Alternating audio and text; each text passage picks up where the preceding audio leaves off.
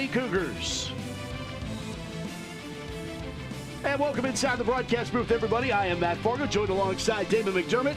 Regular season finale for the Pittsburgh Passion and the push to the playoffs for both of these teams. It will be in different divisions as the Passion look to contend for that Franco-Harris National Championship trophy. And, of course, for the Cincinnati Cougars, they are a defending national champion, Damon. They won Division III a season ago, moved up into Division II, and they haven't lost yet. They are undefeated. Yeah, they have played such a good season, and what a good test for them to end theirs before they go to the Division II playoffs and maybe try to play so well they end up in Division I next year in the Pro Division. This game is a big measuring stick for them and for the Passion to battle back from that loss last week and cap off this regular season exactly how you want to. It really is going to be able to encapsulate on how good the WFA is as a whole, over 60 teams across the United States, and we're going to get to see who the Massey ratings deem as two of the top five, and Cincinnati in Pittsburgh. Let's take a look at some of the players we'll keep an eye out on in this game, and we'll look at the running back for the Cincinnati Cougars in Kiana Williams. She is as good as they come.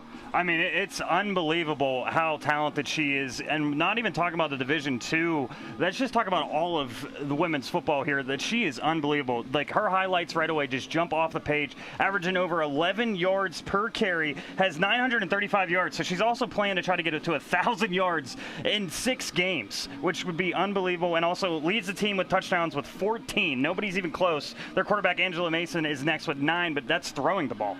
All right, on the Pittsburgh Passion sides of things, knowing you're going up against a good running back, you know you need to clog it up inside, and no one does it better than one of the Pittsburgh Passion all-time greats in Kim Zubovic. Zubovic is going to have a huge game, and what's good for the Passion, she's used to being leaned on. She knows exactly what she needs to do today. You got to clog up that A gap and that B gap. You're going to see so many different formations from Cincinnati today, but just always trust yourself, be inside your gap, and don't overcommit, and that's exactly what Kimberly Zubovic will do here tonight for the Passion to try to slow down that lethal run game by Cincinnati. She may not necessarily be at the top in terms of the leaders in tackles or tackles for loss, but she leads number one always in every season with heart. Her 19th season with the Pittsburgh Passion. She's also the team's general manager. Our third member of the crew, Susie Cole, got a chance to catch up with Coach Lisa Horton. Let's see what she had to say about this final game of the regular season. Thanks, Matt. Coach T, you have never taken on the Cincinnati Cougars before, so what are you expecting from them today? It's just exciting to have a new team come in. You know, there's 60 teams across the United States, and, 20 years you're playing the same division up here. So they're a great team. They put a good program. They're, undefeated right now. So we're excited to see somebody new and see how it stacks up, and hope to give fans an exciting game. You said that Cincinnati will be bringing the size here today. How do you work around that offensively? Experience and speed. We just, we've game planned, and I feel like the girls have prepared hard, and, I hope that we've got them ready. I feel like we do, and I trust them that they'll perform. Thanks, Coach. Thank you. Matt? Susie, thanks so much. That Coach's Corner brought to you by Aid Nation, maximum absorption for super hydration. And now, Damon, it's time for our keys to the game, brought to you by Pam Health. How do you get a win here tonight, Damon? Yeah, for Cincinnati, if you want to come out here and get a big upset, you got to win at the line of scrimmage. You've been bullying a lot of these D2 teams because they're just that good this year, but now you're facing the cream of the crop, one of the best run defenses you'll see in all of women's football, and you got to limit the big plays. At any time, the Passion can throw one deep down the field, or their special teams can give them a splash play, so they got to limit those big plays. And for the Passion, just start out fast. When you get ahead in a game against a team that loves to run the ball, you make them start to press a lot. And second, spread the ball. You have a couple injuries here tonight. Some people are going to have to step up. And when you have Chavez back there, she can run, she can throw. Just get open for her and make a couple big plays and play ahead against Cincinnati. Pittsburgh and Cincinnati, when you hear those words revolved around football, is this the start of a new rivalry? We're going to find out when we put it in the air. Pittsburgh and Cincinnati in the final test of the 2025 WFA regular season kickoff when we come back on Sportsnet Pittsburgh. At Diesel Sports Complex, located in Cranberry Township, our mission is to develop athletes, empower families, and transform communities through elite coaching, innovative programs, and total player development. We proudly support female athletes and partner with the Pittsburgh Passion to inspire the next generation of strong, confident leaders. Whether it's private sessions, small group training, rep access, or full development memberships, we meet athletes where they are and it starts with one visit, one session, one rep.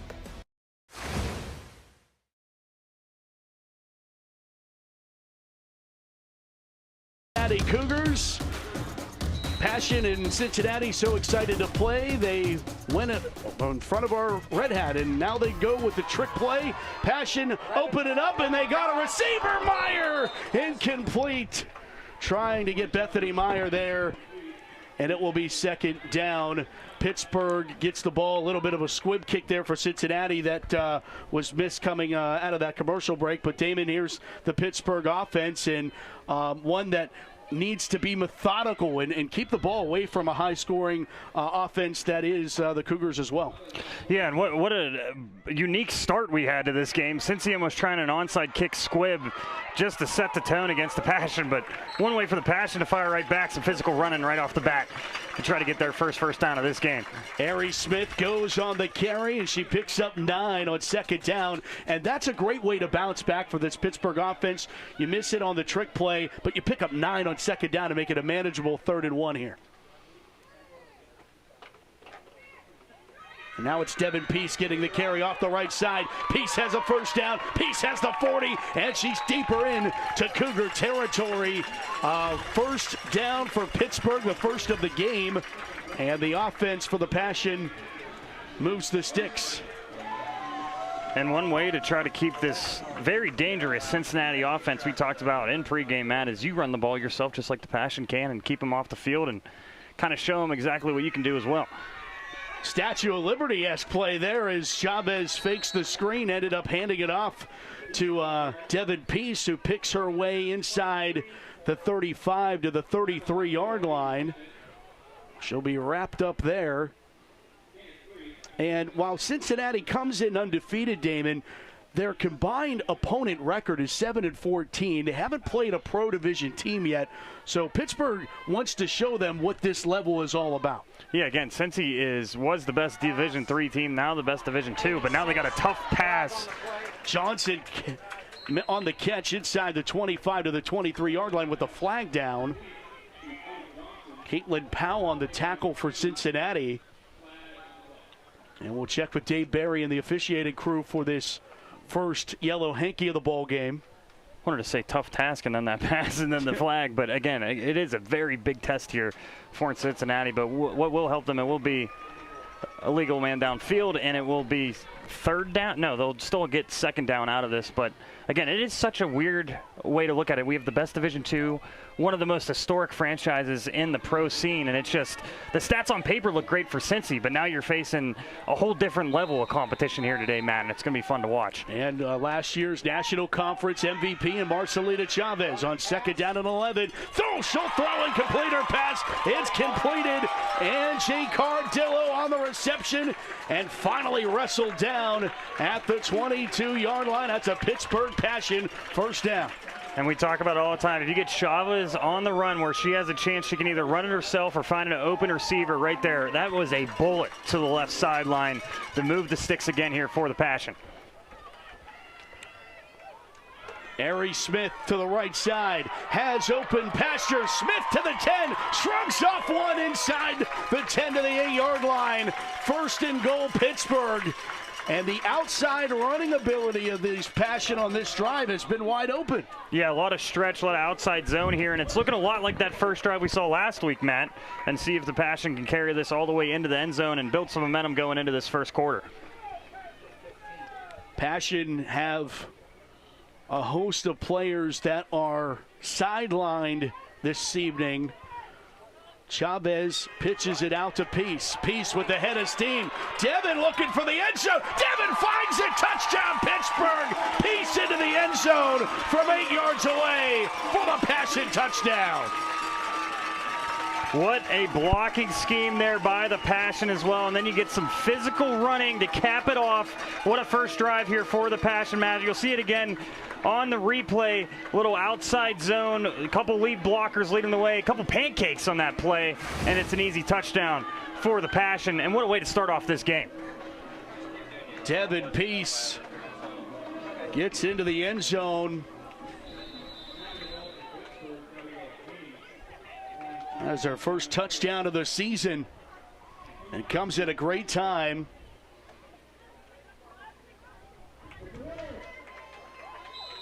And the extra point by Johnson whirly birds its way through the poles. 12-10 to play in our opening quarter, and the Passion take the football and take it into the end zone for the opening score. Pittsburgh 7, Cincinnati's first touch of the ball when we come back on Sportsnet Pittsburgh.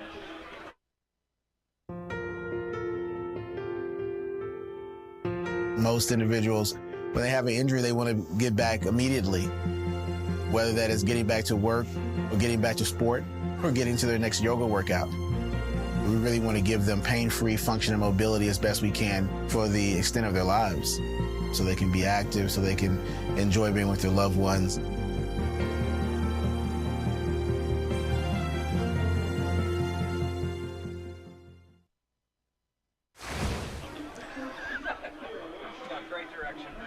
Welcome back. First quarter action is brought to you by A Nation. Maximum absorption for super hydration.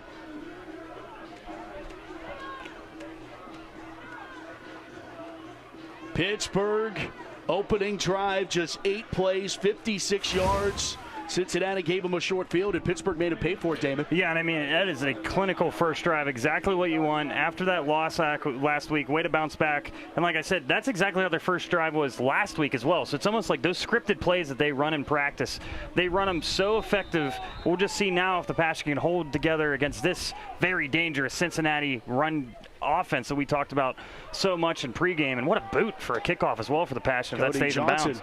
And it will bounce around and be finally picked up at the 12-yard line. A return here for Cincinnati. It's Kylie Taylor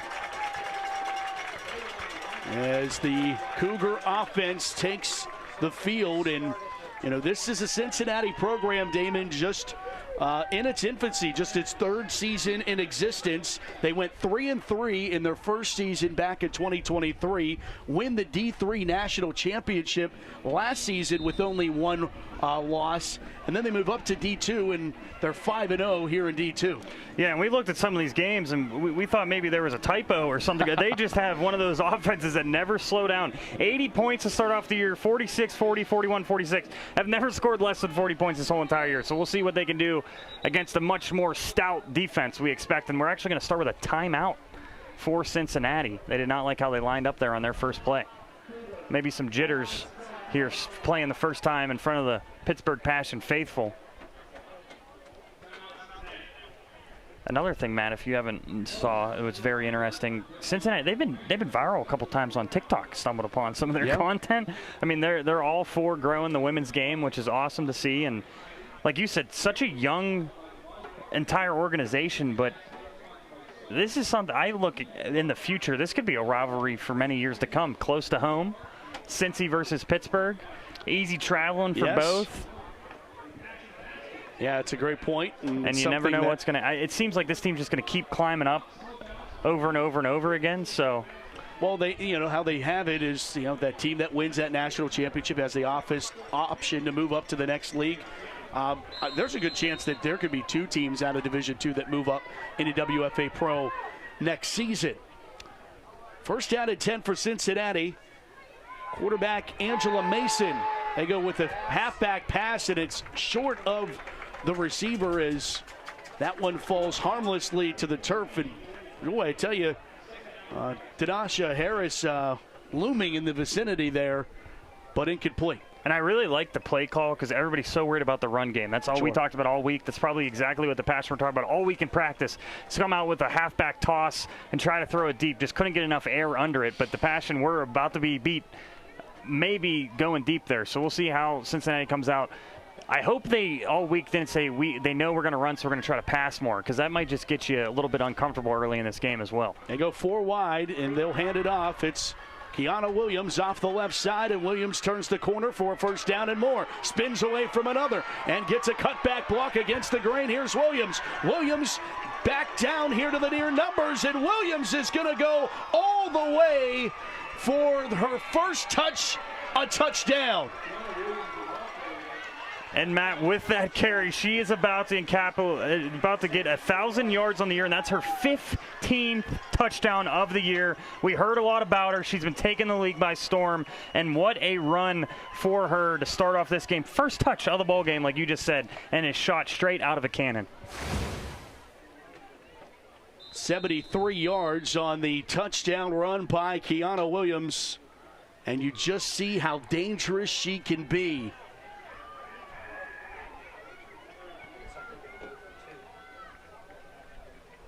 Cougars will elect to go for 2 points.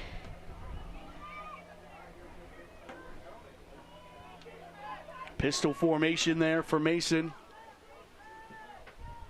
Rolling. We'll just dump it off. And a great breakup.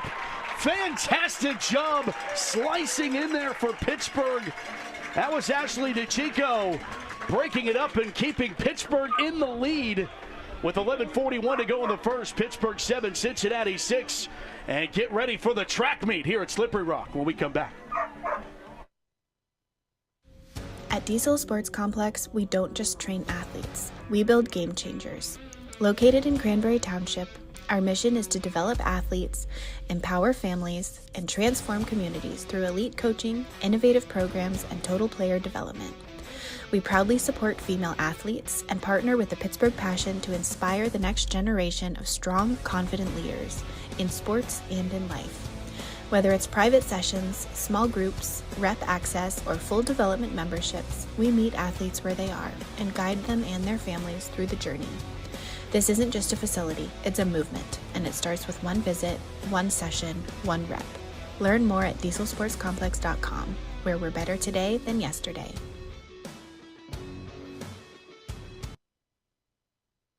Stay connected with all the action. Follow JRM Sports on X, Instagram, and YouTube. Get the latest highlights, exclusive content, and behind-the-scenes moments from your favorite sports. Don't miss a second. Follow us today.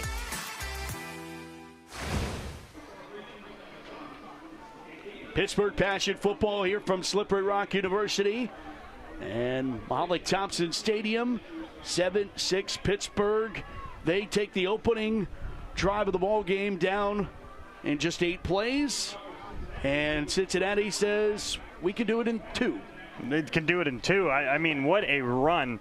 And just to be clear, after we second checked, because, again, this is you don't hear about this much. And now her 6th game on her first carry, as we see another squib kick. Fumbled. Yep. Bobbled around, and Cincy says they have it. And they do. They have perfected that. And jumping on it was Haley Coomer. And the Cougars have the football, 1st and 10, as special teams coming in there. A field flipping play that gives this offense the ball right back. And I was trying to get some stats off, but how fast this game's going. Kiana Williams is now over 1,000 yards, and now she gets the ball right back. But, I mean, this might be one of those games where it's just going to go back and forth, and you better not blink because you never know what's about to happen. And Cincinnati now has the ball right back at midfield. At the 43-yard line in Pittsburgh territory already. And we'll see, will there be another handoff to Williams, who just eclipsed the 1,000 rushing yard mark of the season. She gets another carry, and she pushes forward into the second level, and then a host of black jerseys in on the tackle, but not before she picks up a first down inside the 30 to the 29. As she gets an open space, she becomes very dangerous very quickly. If you're the Passion today, you got to try to clog up as many run lanes as you possibly can. And we know they can. It's just trying to figure out this offense from Cincinnati. You don't see a lot of these run formations. They run. Might be a little bit awkward, but just try to start plugging some of those gaps and slowing down Williams as much as you can. Welcome all of you tuned in on the All Women's Sports Network, our WFA Pro Game of the Week, Cincinnati and Pittsburgh. Cincinnati's second touch of the ball game. They recovered an onside kick, trailing by 1. And Williams just taking her time, so patient, and now getting dragged down from behind. And a minimal gain just to the 24-yard line. That's the shortest one she's had to this point. But I think just off of my first eye test of how patient she is running the football. Yeah, and I was about to say she reminds me a lot of pick great Curtis Martin. Le'Veon Bell, or lately, is just, I mean, she'll completely stop waiting for a hole to open up and then just accelerate right after that. It almost, you get deceived. You're like, maybe she's a little bit slow, and then out of nowhere, just boom, right out of a cannon. Got 5 yards on the first down carry. Second down. Back to pass. Mason throwing and overcooked for everybody. Incomplete. And that is what Cincinnati's been able to do throughout this season, Damon, is lull you in with Kiana Williams in the run game, and then when you forgot that they can go and back to pass, Mason is able to drop it up. Good coverage there by Pittsburgh. Yeah, really good coverage by Pittsburgh, and good job by them, because a lot of teams, they'll start stacking 8, 9, even 10 in the box. I mean, you only have a safety behind you. And right there, Pittsburgh has been watching a lot of film, studying. They're not going to run the ball every single play. Be ready for that play-action pass like they were here, and now they have a long third down. Third down, 5 from the pistol. Mason, delayed draw play for Williams. Williams, the corner, and a first down. And will be escorted out of bounds, but not before a fresh set. Doing the escorting is Anna Duffield. Fresh set of downs for the Cougars. Again, that outside zone. She, right there, pretty much stopped on the sidelines for a second. Accelerated again, got an extra 3 yards, and now they'll need to get down to about the 2.5-yard line for another first down, but they're going to want to punch this into the red zone, and it would be a surprising start for the Cougars to get a lead in this ballgame. Tight formation, top of your screen. From the pistol, Mason. One more time, going to go to the left side, and from behind, Chico comes in. Here comes Zubovic. Here comes Niedermeyer. And defensively, they wrap Williams up. No gain on the play. Before the game, we talked about Zubovic. We've talked about Niedermeyer. These are the two that are going to just have to cause a lot of chaos up front, clog those gaps, and make Williams have to shed 1 or 2 tackles. She'll come out for a breather as well. So, again, you're just trying to slow her down as much as you can because she is an immense talent. Second down, they do give her a yard, so it's 9 at the 11. Get a first down at the 2. It's Kylie Taylor, the new tailback, in for Cincinnati. They fake it to Taylor, throw a pop pass that goes incomplete, but Harris with her yellow-clad gloves lurking, has 6 interceptions on the season, and it goes incomplete. Third down, and Pittsburgh says, yeah, keep running those types of plays because it just feels like a turnover is looming if they keep trying that. It really is. I mean, they are not selling completely out for the run just yet. I think they think they can make a big turnover here soon. Hasn't happened yet, but it will soon if you keep getting those passes directly across the middle. Third down, another third down on this drive, 1 of 1. Option play, they give it off to Church, who trenches, but nothing is there. Defensively, Pittsburgh holds. A swarm of passion players, really good job. Don't bite on anything on the inside. Keep your outside shoulder free. There's a gang tackle. And now it's going to be 4th and 9, and it's only the first quarter, Matt, but this is a huge set of downs already here for Cincy to try to take a lead. Field goal unit is not on the field, so they're going to go for this and try to get a first down. Grant and Cash led the way for Pittsburgh, and now it's 4th down, and what a spoiling of a big play on special teams if Pittsburgh can get the ball back with no points given up on that onside kick recovery. Here we go, 4th down and 10. Pittsburgh fans with the thunder sticks. They got them clapping here at the fourth down as they'll go back to pass. Throw a slant pattern that's caught for a touchdown. They go to the pass play, and it works to perfection as Cincinnati hooks up Caitlin Powell on the reception from Mason. A pitch and catch for the Cougar touchdown. What a nice throw right across the middle and going to Powell. She only has 1 catch on the season. Or no, that was carries. She is the 3rd leading receiver on the team. So again, maybe not thinking she'd get her number called, only 27 yards on the year, but gets a nice touchdown right there, right across the middle, and now they're going to try to go for 2 and get up by 7. 2-point conversion. Leading 12-7 now. Motion is Taylor. They give it off to Williams. Williams cuts back, and Niedermeyer pushed her into the end zone for the 2. And Williams scores the 2 points and makes it a 7-point game.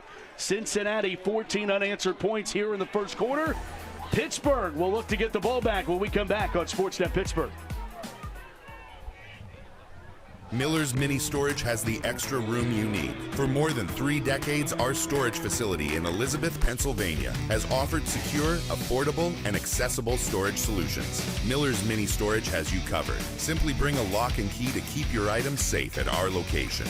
New insulated units are available with dawn to dusk access. Storing with us is easy and convenient.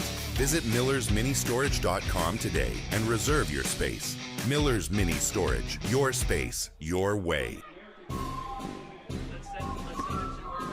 Hi, I'm F. Doc Harris, and I'm here to talk to you about women's professional football. I've played a lot of video games, and I've watched a lot of football on TV, so that makes me an expert. I can tell you right now, I know what real football looks like. Oh, hey, Doc. Thank you. Good luck this season.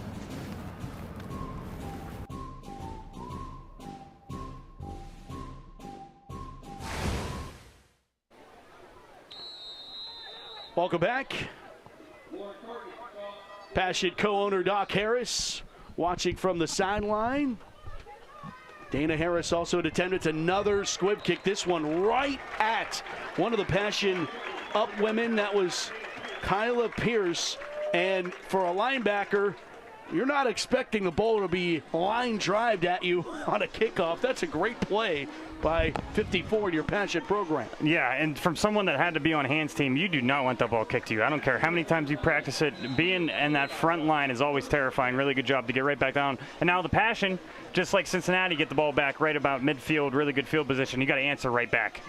All right, Pittsburgh goes quickly to the line here as we'll check on the offense one more time. It's Ari Smith getting the carry. Smith, a burst of speed. Smith keeps her balance. Smith to the 20. A Pittsburgh Passion first down. And the Passion saying, we can run the ball pretty well ourselves. We're from Pittsburgh. Yeah, I mean, it's just been a smash-mouth football game so far. Ari Smith getting a carry early in this game and falling forward, breaking a couple tackles. Really good job. Chavez keeps off the right side. Chavez ducks inside the 15 to the 10 to the 5. Marcelina Chavez, first and goal, Pittsburgh. Matt, this might be one of those games you just can't move. I mean, there's going to be some action throughout this whole entire game as now Pittsburgh is right back inside the red zone. 2 plays just like that, and that's almost the detriment to doing the onside kick, giving this offense half a football field to work with here. Chavez one more time from the gun. She fakes the pass. She handed it off to Ari Smith. Smith is going to get a push from Chavez, and they will roll her down at the half-yard line. It will be second and goal. Almost a second tush push for a touchdown. No tush push here and the WFA, but they will try to get right back. You might see a quarterback sneak right here from Chavez. Chavez, there it is. QB sneak. Chavez into the end zone. Touchdown, Pittsburgh. Marcelina Chavez, touchdown number 8 on the season. And Pittsburgh's an extra point away from tying this thing at 14. Chavez is signaling, we want to go for 2. We don't want to kick the ball. She wants to get the lead right back. It might be one of those games, whoever gets the ball last, so why not get 2 points here and get the lead? It certainly feels that way. It is unbelievable. 6:08 in the first. The pace of this game, we got to catch our own breath. Imagine the players down there as well. It's interesting. They're going to go under center here for this play. Ari Smith dots the I. Cody Johnson's the fullback. They fake it. Chavez on the rollout, throwing on the money. Completed for the 2-point conversion to Paige Bragg. And now the Passion back in front, 15-14 with 6:08 to play. Here in quarter number 1, we've had 4 touchdowns already. I mean, we just got started, And it just cannot stop, Matt. You never know. There might be a touchdown off of this kickoff, how this one's going so far.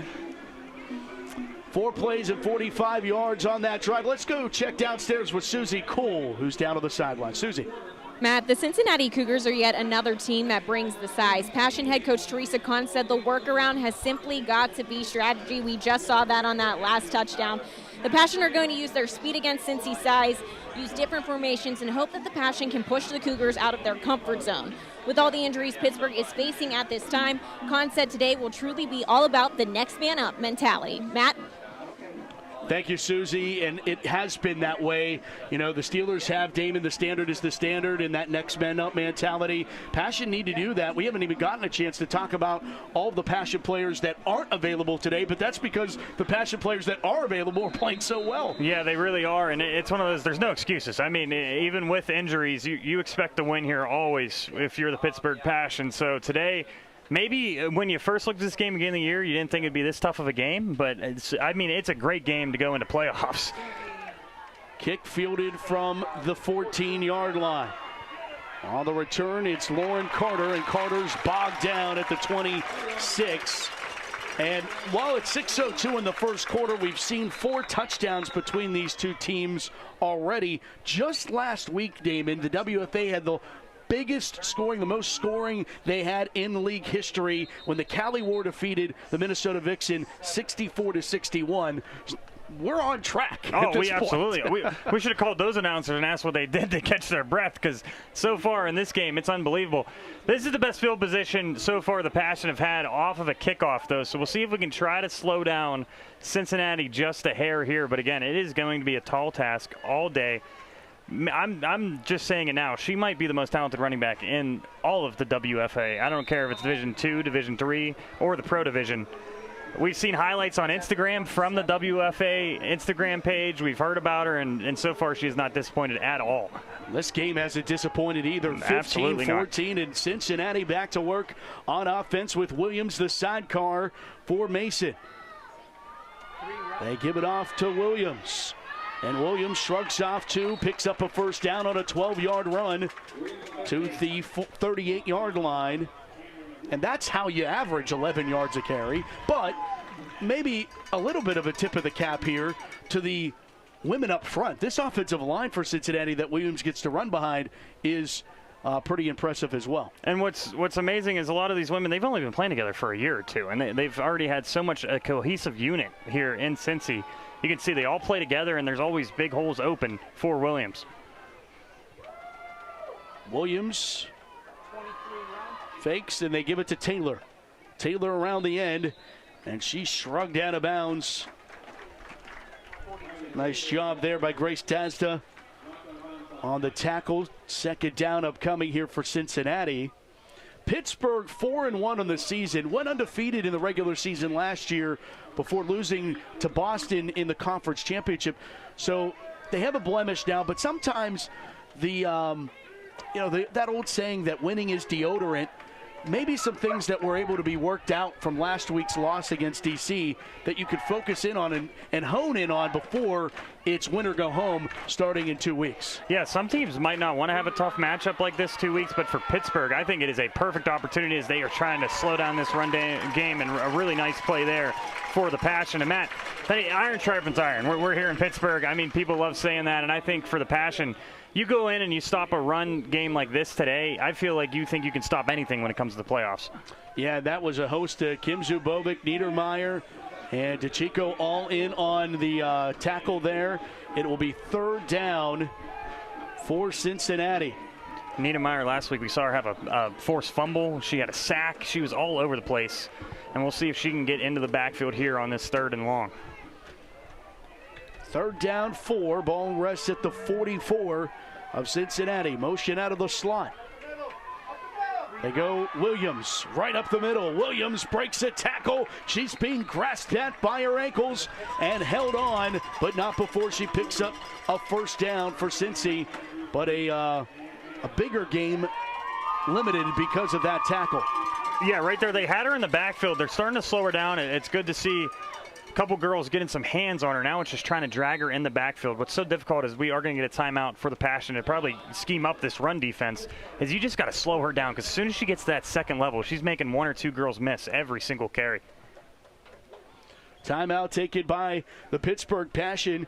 Timeouts are brought to you by Extended Family Programs Incorporated, where children come first for over 20 years. Find out more, Extended Family Programs Incorporated. And Matt, I think it's going to be a chess match the rest of the pretty much this game, because Cincy, you're always waiting for that play action pass. We've only seen it once or twice. As soon as the Passion, I think they're going to start loading up the box here outside of this timeout. So it's going to be very interesting to see if you put 8, 9 women in the box here, if then Cincinnati starts throwing this ball a little bit more. Just kind of break it down for those of you that may have just tuned in or are unsure of how this situation will work with Cincinnati being a Division II. They've already locked up #1 spot. They're going to be the #1 team out of Division II. For Pittsburgh, right now they have the #1 spot in the National Conference in the WFA. However, that can be jumbled depending on how the Massey ratings will rank these teams. Right now, Massey has Cincinnati ahead of Pittsburgh, even despite the fact one's D1, one's D2. But that actually helps in Pittsburgh's favor. They just need to keep this game close, really, to keep their spot and keep that home field advantage intact. Back to pass, Mason. Gonna let it fly down the near side numbers. It is caught, and it's guess who? Williams on the reception. I mean, you think she only runs the ball, then she runs her own route there, and then she catches it over a defender. What a play. And so far in this game, she's shown you everything that she can do. Really nice ball here as well, only where her running back can get it. I wanted to call her a receiver after that catch, and another first down for Cincinnati. And Matt, good job saying that, because a lot of people would see this matchup and go, well, the Passion. But Cincinnati, they are just that impressive in Division II this year. If you look at their scores, and they might be up in Division I next year. Certainly seems like it. First down for Cincinnati. They'll go to the ground game one more time, and it's Church this time carrying. And she's impressive, too. A 5'7" running back, Janine Church. Also plays linebacker and picks her way for 9 yards to make it to 2nd down and 1. And you wondered if they could come up here and give the Passion a game. Again, Passion's offense so far has been keeping up. This defense, every time they get in that 3rd and long circumstance that happened a little bit last week, too, you want to clean up before the playoffs. You got to slow them down. If you can hold them here to a short field goal or a turnover on downs, that'd be great. But again, since he's got 2nd and 1 now. Shotgun formation. Church gets the carry. Church lowers her shoulder, runs in, and Niedermeyer and pushes forward inside the 10. Picks up another first down to the 7-yard line, where it will be 1st and goal for Cincinnati. And you wonder, you get Williams out of the game, now you have Church, and Church is running the ball almost just as well as Williams so far in this game, and they're both in the backfield now. So I'm interested. You called out when we were looking over this game, all these formations you might see here from Cincinnati. You never know what they might come out in. Right now it's just shotgun with a sidecar to your right, but maybe some wishbone eventually in this game and some other stuff. First down and goal for Cincinnati. Motion is Taylor. She'll get the end around on the sweep. And a great job controlling the outside there for Pittsburgh. It was Cameron Rufner on the tackle. Love that play. You're playing linebacker, outside linebacker there. You got to come up and defend the outside, doing a really good job. Use the sideline as your best friend there as an extra defender. Push her out. They get the first down, or no, it's still 2nd down and 2nd and goal. So a really good play there, and they still got 8 yards to go, 7 yards to go. You saw Teresa Kahn, co-head coach. She's the defensive coordinator. Played in the secondary for this Pittsburgh Passion squad, and Teresa wants another timeout, so she must have seen something there. Using them early in this game, but again, this is one of those, it's 2nd and 7, 2nd and 8 to get into the end zone. Turnover on downs would be huge here. You got a 1-point lead, so completely understand. And maybe they just saw a formation they didn't see.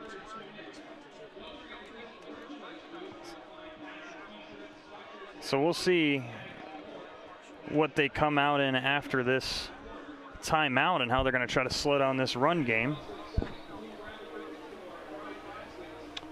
Thanks our Pittsburgh Passion sponsors, Pam Health. Pam Health committed to providing patients with the best cares and outcomes. And thanks to all of our 2025 Pittsburgh Passion sponsors. The reason why the Passion are successful are because of our successful partners. Thanks to all of you. A little hungry. We got Big Shot Bob's in there. Voodoo Brewery has a real nice place. Yeah, I mean, we got so many places we can go to after the game. I know. Maybe celebrate a Passion win here. That's what you're hoping for. That's what we're hoping for. And, I mean, thank you to all our sponsors again for making this possible. And, I mean, you can't be disappointed in the game if you tuned in here so far. It has just been nonstop action. We're about ready to go again. Second down. They give it off to Williams. Williams runs into one of the linemen, and Zubo comes over and says, no further. Good job by Zubo there. That is the first run of Williams where she had no space, nowhere to go. Really good job by the D-line to just collapse down, get in those gaps. And you see nobody gets pushed backwards here. Zubo does a good job just filtering down to the line, getting her outside shoulder free and grabbing Williams and get her down. And that is not an easy thing to do. And that's going to take us to the end of the first quarter in this back and forth track meet style here at Slippery Rock University, the WFA Pro Game of the Week. Turning out to just be that after one quarter of play. Pittsburgh leads Cincinnati 15-14. Don't go anywhere. Come back with us for the second quarter when we come back here on Sportsnet Pittsburgh and the All Women Sports Network.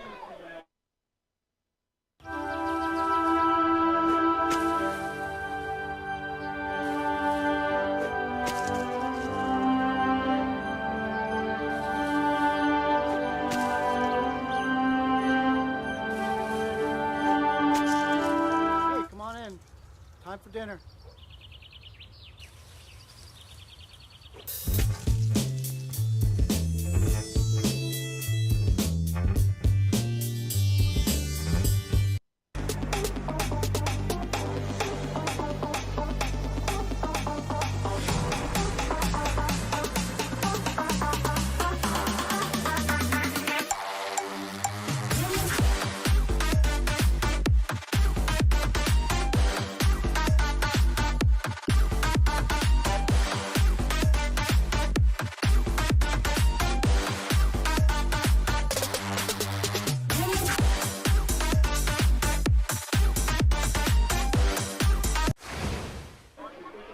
We're all going to need some aid, nation, as we welcome you to the second quarter of our coverage of Pittsburgh Passion football.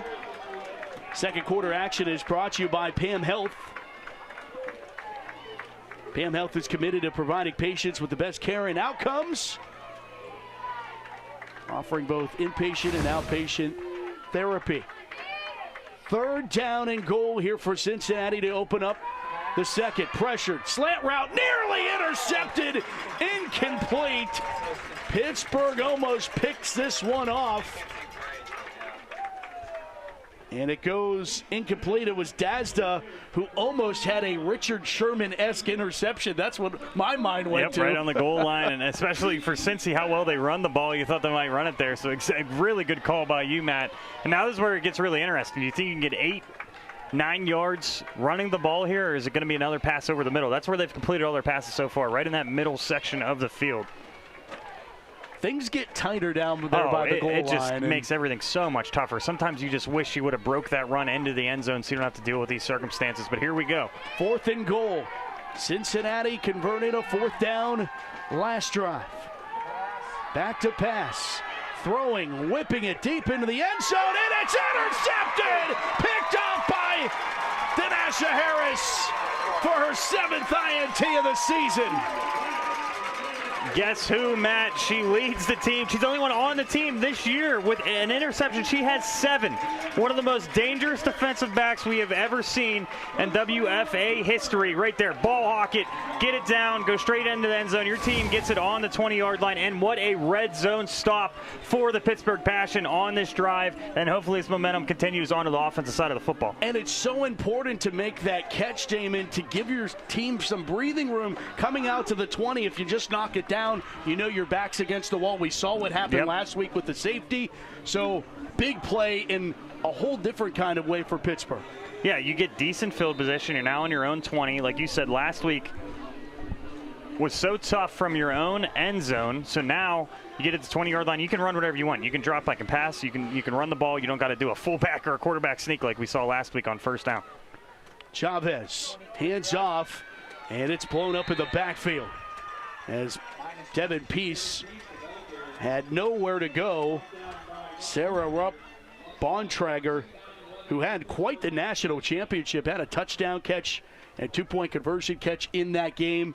Also big on the defensive side. Yeah, she plays tight end, but she plays really good at defensive end as well. Peace going to go this left side this time, and she has much more success picking up 12 yards in a Pittsburgh Passion first down. And Peace is saying, don't forget about me. I mean, I can be dangerous on this football field too. Nice run there, and I love how she's running today. Really physical, breaking one or two tackles every single rushing attempt here so far for the Passion. First down and 10 Pittsburgh. Play action and a Chavez design run, trying to get to the corner. She has a nice block there from a receiver. Stiff arms a tackler and moves ahead just at the chain. Looks like it's going to be about a yard short. Picks up 9. Marcelina Chavez here. As you watch it, props to the wide receivers. Nobody held here, and there was a pretty good chance there for a block in the back. Nobody went after anything they weren't supposed to. You get 9 yards, and now you got an easy 2nd and 1. That could have been a loss of 10 or 15 yards there. Fundamentally sound here for Pittsburgh. Lisa Horton, the offensive coordinator, co-head coach, calling the plays here for Pittsburgh. Dumping it off into the flat, it's Cody Johnson. Johnson on the reception. Johnson shakes off one. She breaks out and picks up 5 more to the 45-yard line. And Johnson was fooling Cincinnati defenders thinking she would go out of bounds, but she cut it back inside.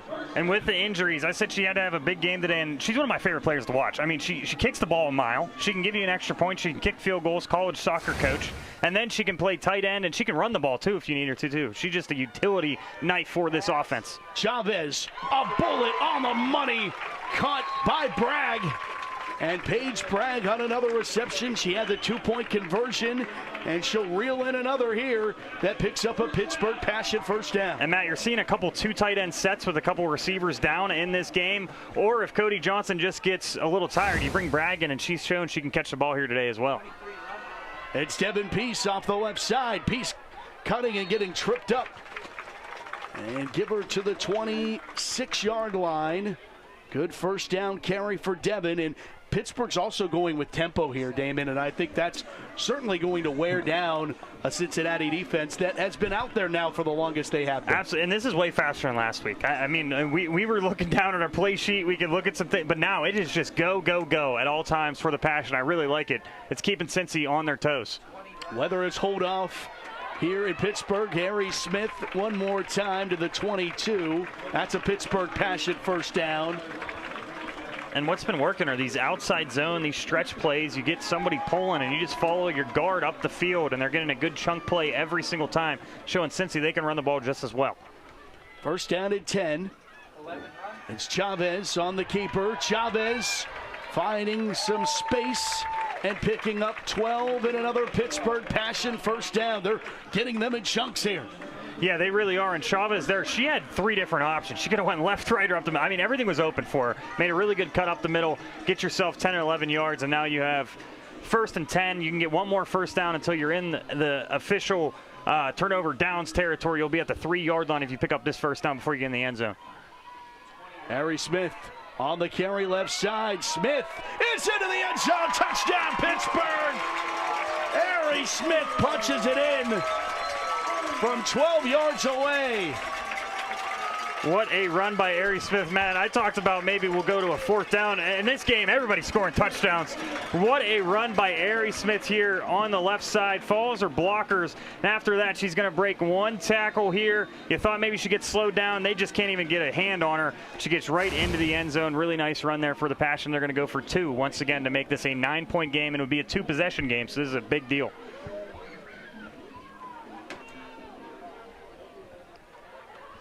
It was a 9-play drive that goes 80 yards.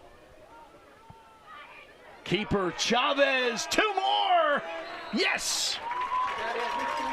With 11:05, Pittsburgh punches in a two-point conversion and has taken a two-possession game ahead of Cincinnati. 23-14. Don't go anywhere. This one far from over.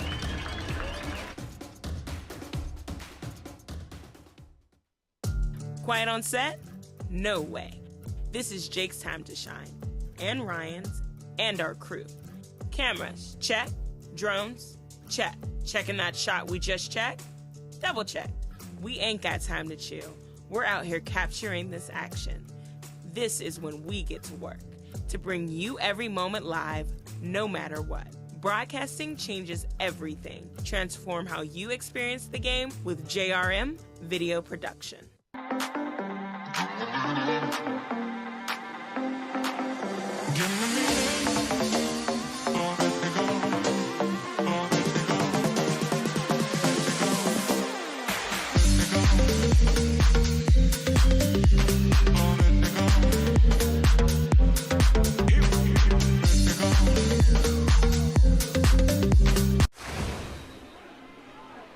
Second quarter action here from Slippery Rock University. Pittsburgh 23, Cincinnati 14.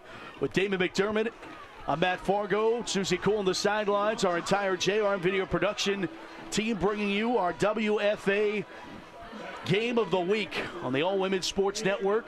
And I mean, it deserves it. What we've seen so far in this game, the talent on this field today is unbelievable. Talking about talent too, Cody Johnson. I'm very intrigued to see how far she can boot this one. Last one went to the 15-yard line. They only send two back and really have that wall guarding against an onside kick of their own on the 16-yard line. It's Taylor on the return, and she's up just shy of the 40-yard line at the 38. That's where Cincinnati's offense back out there. Okay, so the first time we saw a defense stop one of the offenses was the 4th down and goal play. Pittsburgh intercepts. They go down 80 yards and score. Now Cincinnati's offense, how did they respond to the first time they were denied? And what's so it's so challenging for them already, they're down by 2 possessions now because of those two-point conversions. Yep. So now you're down by 9, and you think you've been firing all cylinders as well. So this is a huge drive for them. You could be down by 3 possessions if you have to punt this ball or another turnover. So we'll see how Cincinnati comes out and kind of responds after the pass and go right back down the field. Angela Mason from the shotgun. Williams the sidecar. And she will get the call. Off this near side, nothing available. Reverses field, and she's tripped up in the backfield. Ball came loose. Pittsburgh says they have it. Officials confirm Pittsburgh football. Williams cops up the pill, and the Passion defense pounce. What a play by the Passion. Never give up on trying to smack that ball out of the ball carrier's hands. You'll see Williams try to reverse field here. Problem is you got Passion players all over the field. Then you punch it out, and that is going to be Passion football. What a play. And I think, Matt, that's Williams still on the field getting a little bit of treatment. I think when she turned around, twisted that ankle, you never want to speculate what the injury was, but it looks like her foot might have got caught underneath the turf.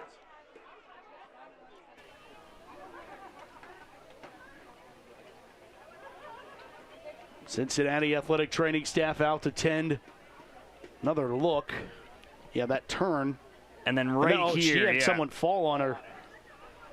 It was that left ankle, and from playing too, not to get too but like there's times when you're the ball carrier and then you get an injury, your first reaction is just to get the ball out of your hands. So again, right there, when she got rolled up on, she might have just flung the ball right out of her hands because I know she doesn't have many fumbles on the year either. But again, a really nice defensive play here by the Passion, and talked about it last week. You can see the respect from the Passion player as well, always on one knee, and just waiting to see how Williams is going to be able to recover here. She's still on one knee. I think they're trying to stretch out her leg here as well.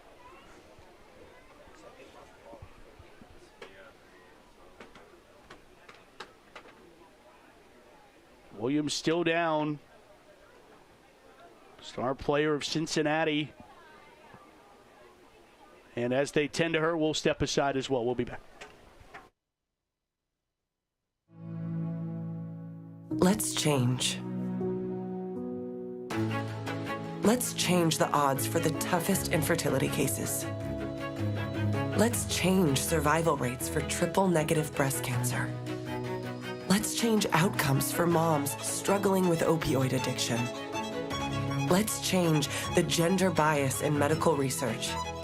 Let's change the way the world treats women at McGeeWomens.org.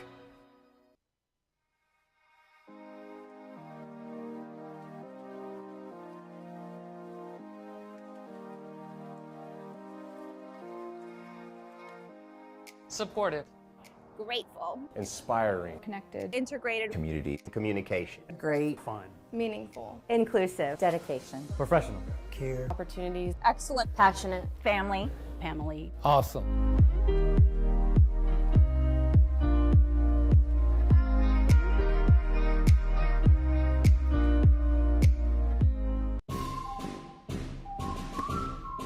Hi, I'm F. Doc Harris, and I'm here to talk to you about women's professional football. I've played a lot of video games, and I've watched a lot of football on TV, so that makes me an expert. I can tell you right now, I know what real football looks like. Oh, hey, Doc. Thank you. Good luck this season.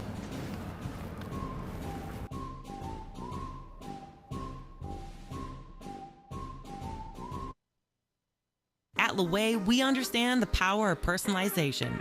From hats to water bottles, our expert services include screen printing, embroidery, and a variety of promotional items.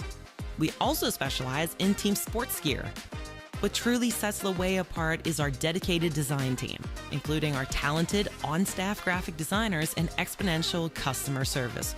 Choose Laway to make a lasting impression on and off the field.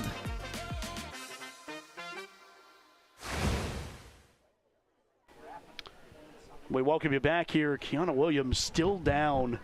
And just, Damon, we've talked about this. We talked about it last week with an injury. And either side of the field, it is the worst thing to see because, these women have such a love for the sport. I mean, they do not have to be out here, and they're making a decision to put their bodies on the line for their teams, for their sisters. And just with what we've seen both tonight and what the league has seen in the last 3 seasons of Kiana Williams, this is not a good thing for anyone in the league. Yeah, I mean, again, she is one of the most talented running backs we have ever seen in this league, and this great year Cincinnati has had, and she's been the leader on their team.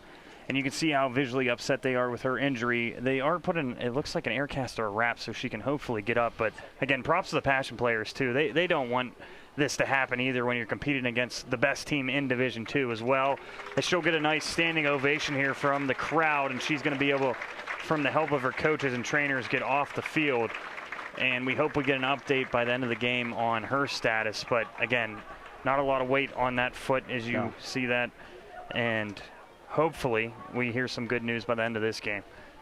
Yeah, obviously thoughts with Kiana, one of the all-time, I mean, she great is dazzled. seasons, I think. I was going to say, over 1,000 yards in 6 games, 15 touchdowns. I'd love to see how that stacks up in the history of the WFA. Well, you talk about 1,000-yard seasons. You need 9, 10, 11, 12 games. She did it in 6, and she only played 1 quarter in this one. But Pittsburgh goes back to work after the injury and the fumble, looking to add to their 9-point advantage, and it's Ari Smith going right back to work, and she picks up 11 and a Pittsburgh Passion first down. And she's had her battle. You see the pink socks. She's been battling and has recovered and got into the end zone. I'm sure that touchdown was special for her. And from my experience, anybody that has gone through something, they just want to be treated like normal again. That she wants to play football, and she's doing such a good job today. As you'll see, another nice pitch and catch here for the Passion. Johnson. But, Matt, going off of that point, I mean, she's probably just so excited to be back out here, not having to worry about anything. And then that touchdown run, she looks like she's starting to feel it, really come back and be the running back that we know she can be. And today she's helped out a lot, and we'll see what this call is against the Passion. Yeah, it's an ineligible receiver downfield. And that's the hardest thing about those RPOs. You got to try to time up everything. So you have a tight end going out in the flat, which is Cody Johnson, really good play design. You just got to make sure everybody stays behind the line of scrimmage until she catches that ball. And then you get in front of her and block for her.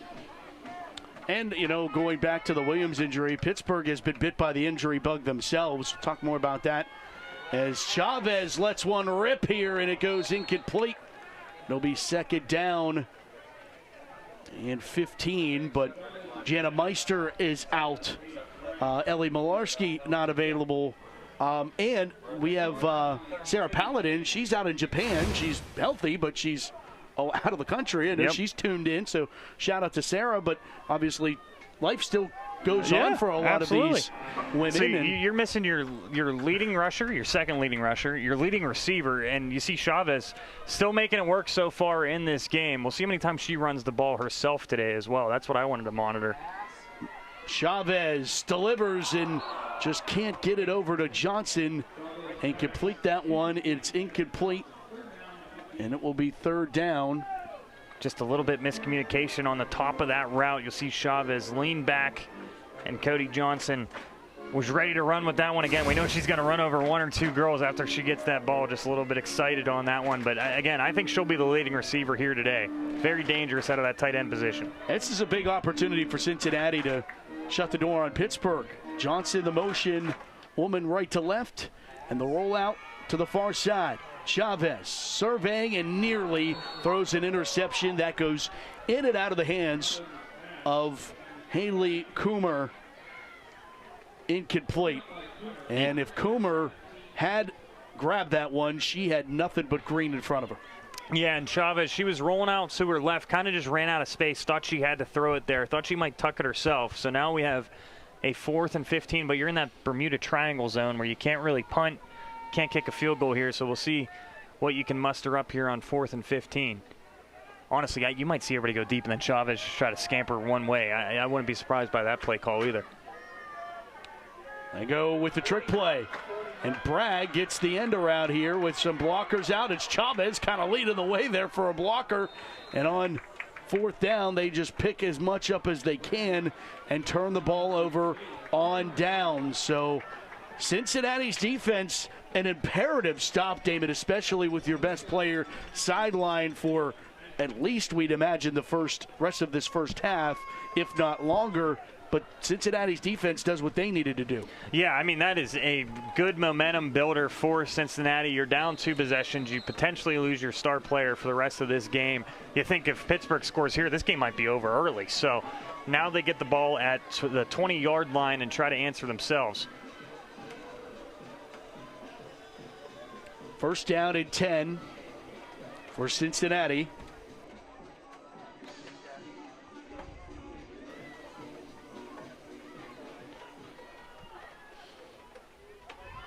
Handoff, and Pittsburgh's in the backfield. And on the scene there for Pittsburgh, it's Tiana Cash. Saw her have a big sack last week, got more active on that defensive line right here. Nice little rip move right to the backfield right away. Good solo tackle in the backfield, tackle for loss. Gold Abaku is the tailback for Cincinnati. And with Williams out, you might see the defensive line, that your ears just get pinned back now. You think, okay, we got the star rusher out of the game. We can make a little bit more havoc. You aren't worried about here making these backdoor cuts at all times. You can kind of just rush straight up field now, try to make a play. Akabaku in the backfield one more time. We get whistles. It's a delay of game on Cincinnati. Let's check downstairs with Susie Cool as an injury update. Susie.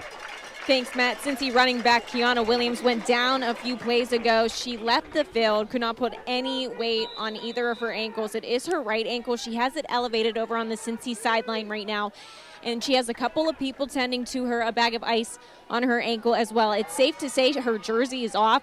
She won't be back probably in this first half, and it will be to be determined in the second. Matt? Thanks, Susie. Third down. Yeah, I would think it's going to be the whole game. Yeah, I mean, if your jersey's off, no, and they have playoffs too. Sure. So you would think they, like you said, they have the D2 playoffs locked up, being that 1 seed. You hope she's back. We're rooting for her to be back. She's such an immense talent in this league. We want to watch her again in the playoffs. So 3rd down here for Cincinnati as they try to find their offense without their star in the lineup. And keeping is Mason off the right side, and Zubovic comes over along with Tyra Grant to make the tackle. Oh, he spotlighted Kim Zubovic pregame, and here in this first half, she's been involved with a bunch of those tackles, getting gritty. And what I always like to see from a defensive lineman perspective is when you're getting lateral, you're going outside of the flats making tackles, that means you're getting off of your assigned blocker and getting out there and causing havoc to the running backs. Absolutely. Shedding off multiple blocks so far in this game. And I always joke, when we have a pregame player, I swear they have a headset on because they hear that and they go, all right, I got to go off tonight. And so far she is. And watch out. Yeah, this There's one a was miscue. bobbled, and Pittsburgh's going to get great field position. Ashley DeCicco on the scene as Cincy went to punt and thought twice about it. You can see the snap here, a little bit low, and then you try to get it off, but then you have DeCicco coming off the edge. She wanted to pick that ball up, but just get the punter down, get good field position. But you're thinking, oh, I might be able to scoop and score here. But good job just getting the punter down. You get the ball now at the 15-yard line, 13-yard line for your team, and you can see they're upset on Cincy's too. Just a miscue. When you're playing such a talented team like this, you got to, even on special teams, always execute. Pittsburgh was not able to cash in on the last turnover. Can they cash in on this one? 1st down and 10. Johnson in motion. Chavez keeps. Off the right side, Chavez needs to take the wide angle. Now she'll lower her shoulder and packs a strong punch, does Chavez. Mackay down to the 6. She loves that stiff arm. And I mean, right there, it was almost a forearm. You'll see it here.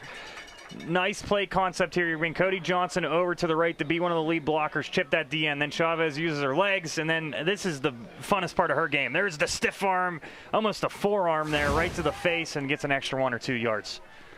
2nd down and 5. Chavez hands it off to Ari. Ari Smith looking twice. Is just as nice. Touchdown, Pittsburgh. Ari Smith's 2nd touchdown of the ball game. And how about that? You think Chavez might call her number herself again, but it's Ari Smith for the 2nd time. Love how she's running the football again. Follow those lead blockers. You got a big hole there. Make one hesitation step. Reach that ball right over the end zone, and that's another touchdown for your Pittsburgh Passion. Pittsburgh pulls it out to 29-14. Ari Smith and some smiles on that Pittsburgh sideline right now. Didn't like the taste that last week left. Cody Johnson to apply the extra point, and it ricochets off the pole, no good. So we'll keep it 29-14. Pittsburgh leads Cincinnati. Come back with us. More first half action in our WFA Game of the Week.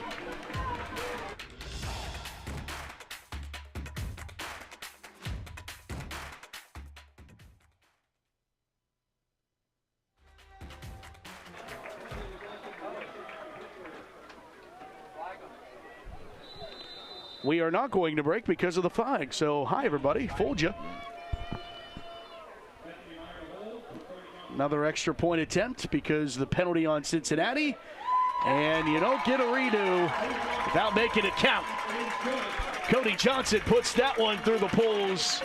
After the mulligan, it's the weekend of the U.S. Open. It happens. And now we're going to go to break, Matt. But I mean, Pittsburgh Passion fans are excited because they get an extra point. And we're excited you'll come back with us on Sportsnet Pittsburgh.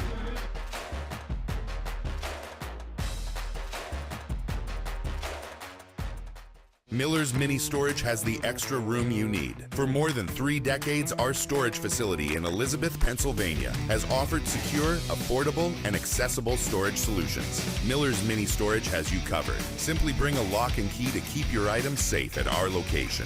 New insulated units are available with dawn to dusk access. Storing with us is easy and convenient. Visit millersministorage.com today and reserve your space. Miller's Mini Storage. Your space, your way.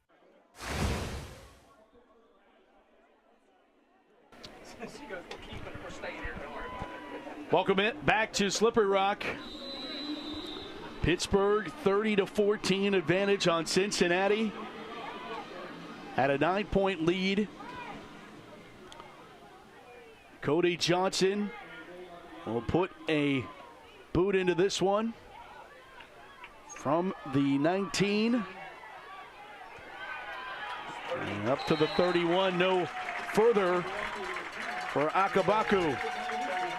Love the special teams by the Passion. That is the best field position they are going to start off now, or the second best in this game. Swarm tackles, and what a weapon you have with Cody Johnson, who can kick extra points. And again, kicking the ball 15-yard line, 20-yard line is great in this league, as you see a lot of drives start near that midfield. So we'll see if the Passion now finally figured out Cincinnati on offense. Now up by 16. That's such a big deal too, Matt. Now you're up by one more point, would be 3 possessions, but you need to score 2 touchdowns and two 2-point conversions at this point. So Passion are firing on all cylinders so far in the second quarter. And we go back to the Massey ratings, Damon. It really doesn't matter in terms of the Massey ratings aren't going to know if Keanu Williams played this whole game or not. It just matters that final score at the end. And I think that's something that's going to be in Pittsburgh's mind. However, you also need to be smart about when to rest players. You obviously are beat up with some of those. Let's go down to Susie, who has more. Thanks, Matt. You talked about the bad taste that the Passion had in their mouths after last week's loss against DC. But head coach Teresa Kahn said she's been really impressed with the way that the girls attacked this week going into this final regular season game against Cincinnati. The camaraderie is strong with this team. They stick together. There's unity. And even after a loss, Kahn said there's no dividing, and there is still true belief that they can win this final game together and make a really good playoff push. Matt? That's the hope. Susie, thank you. We see Lisa Horton down there, and, kind of fun stat or nugget is Lisa also is on the sidelines here at Slippery Rock when the Rock play. She's an assistant coach at Slippery Rock University and their football program. Had a fantastic season in Division II. Back to pass, Mason going to throw, and she gets it out to the far side numbers and picks up a big chunk there on first down. On the reception for Cincinnati is Kylie Taylor. Biggest gain for Cincinnati since Williams exited. And what's going to be interesting, Matt, do they now turn into like a spread offense? Are they going to throw the ball all over now? They haven't been in this situation at all this year. They haven't been behind, and they haven't had their star running back in a game. So again, you might be looking at the play calling now and be like, oh, we haven't ran this since week 1 or week 2. But it's just one of those games now where you kind of got to go off script. Full wide receiver set for Mason. They hand it off. It's Janine Church. Church gets 2, no further. Decked after that.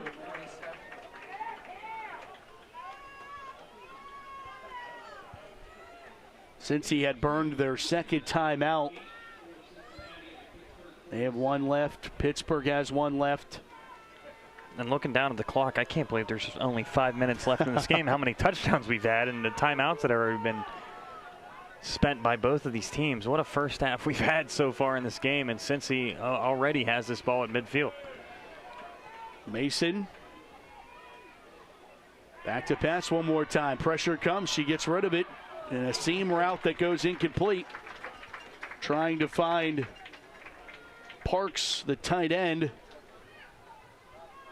It'll be 3rd down now for Cincy. You can see Harris back there just waiting to try to jump another route. It's unbelievable how she plays all that safety position. She's just a center fielder and can kind of trust her instincts at all times. And what I respect, she's always helping somebody up on the opposing team. Like, hey, covered you well there. I'm going to help you up now, and I'll see you next play. Just very polite while she does it.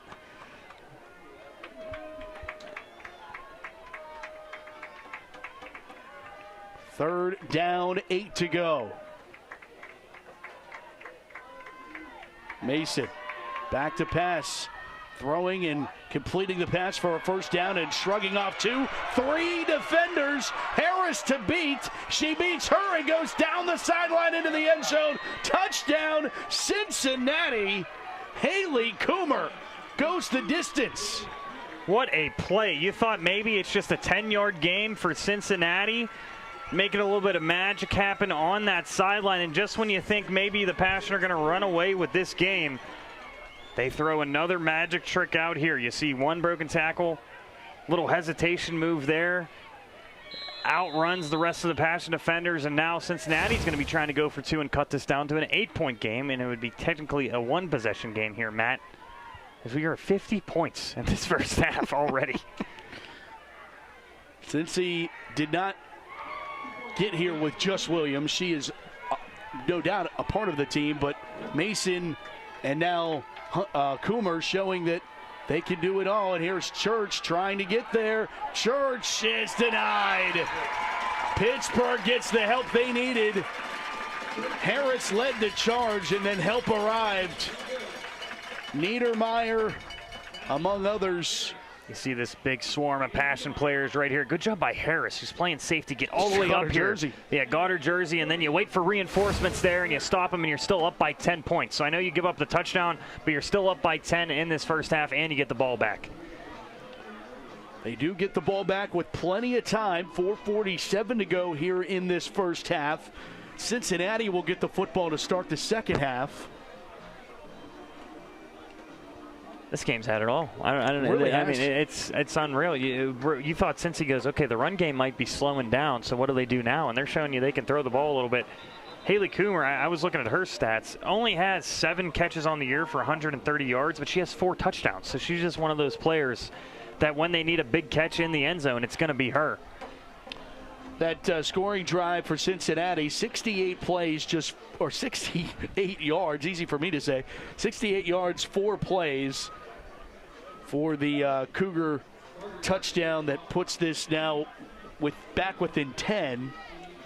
And the way these teams have scored, this game is not going to be out of reach at any point. No, and you got to watch out for this kickoff, too. This might be another onside kick attempt. There it is, and it pops up into the air. Devin Peace does a nice job, almost shortstop-like. Hey, put your body in front of it. However you get that ball, just get it on the ground. It reminds me a lot of high school onside kicks. It's like, listen, you don't want to kick that yet, but if it does, just get straight down on the ground, get the ball back for your team.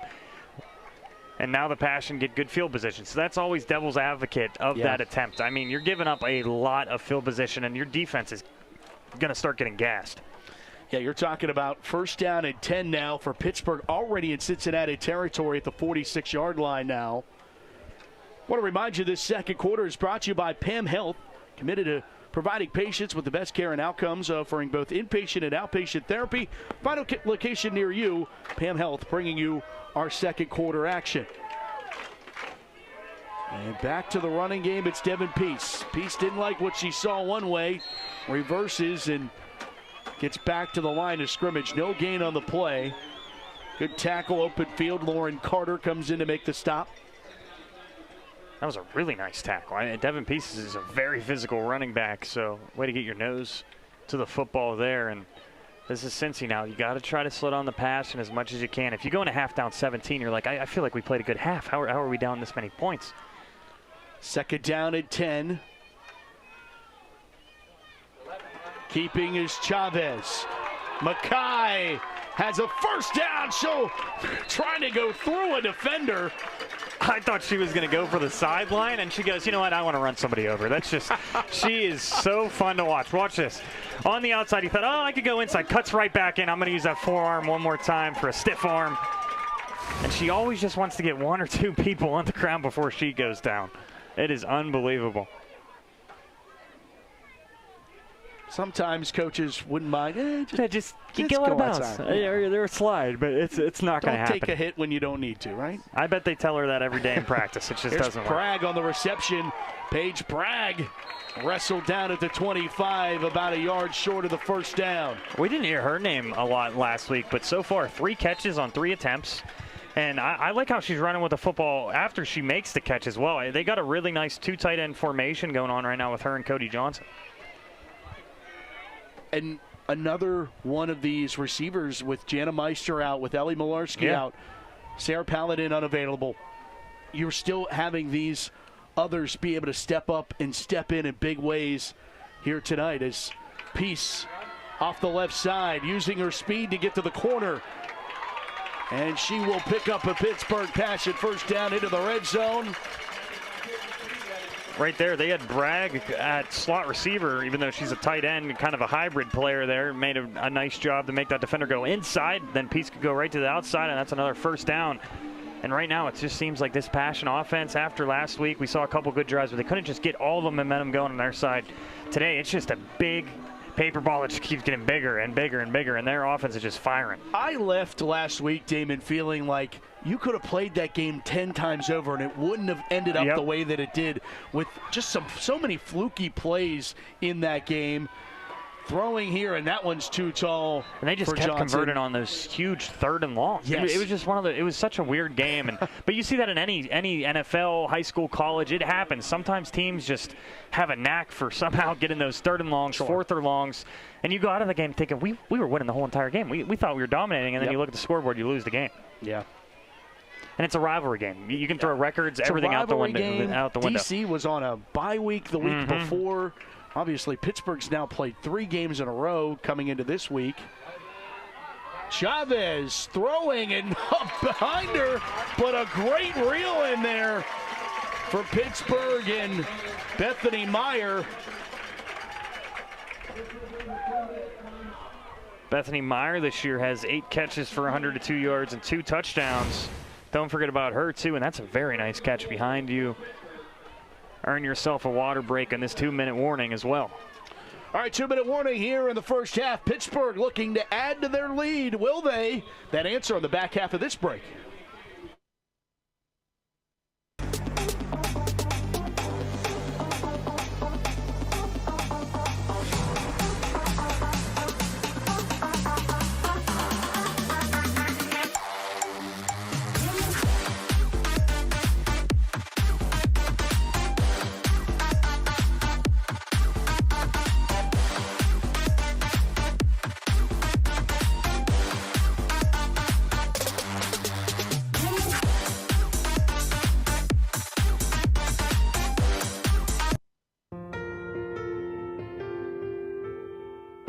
Most individuals, when they have an injury, they want to get back immediately, whether that is getting back to work or getting back to sport or getting to their next yoga workout.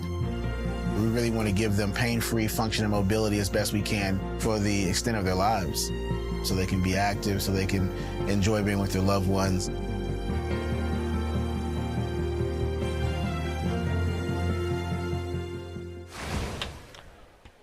Two minutes to go in our Pam Health second quarter from Slippery Rock University. Pittsburgh leads it 30-20. And looking to add, Devin Peace working into the end zone. Touchdown, Pittsburgh! Devin Peace, second touchdown of the night for Devin. And the Passion extend the advantage, 37-20. See here, we almost didn't think she got in here, but never stopped moving her feet. Right when she got to that 1-inch line, and then she falls forward. Why not stretch it out? I'm not on the ground yet. And she's still not on the ground. It looks like the tip of that football just got across that goal line. Heads-up play by her as well. A lot of people would say, oh, I'm down. I'm not going to do anything else here. But just stretch it out. You never know, and she gets a touchdown. Here is Cody Johnson. Meyer on the hold. Extra point through the poles. Minute 53 to play in quarter number 2, and Pittsburgh now leads it.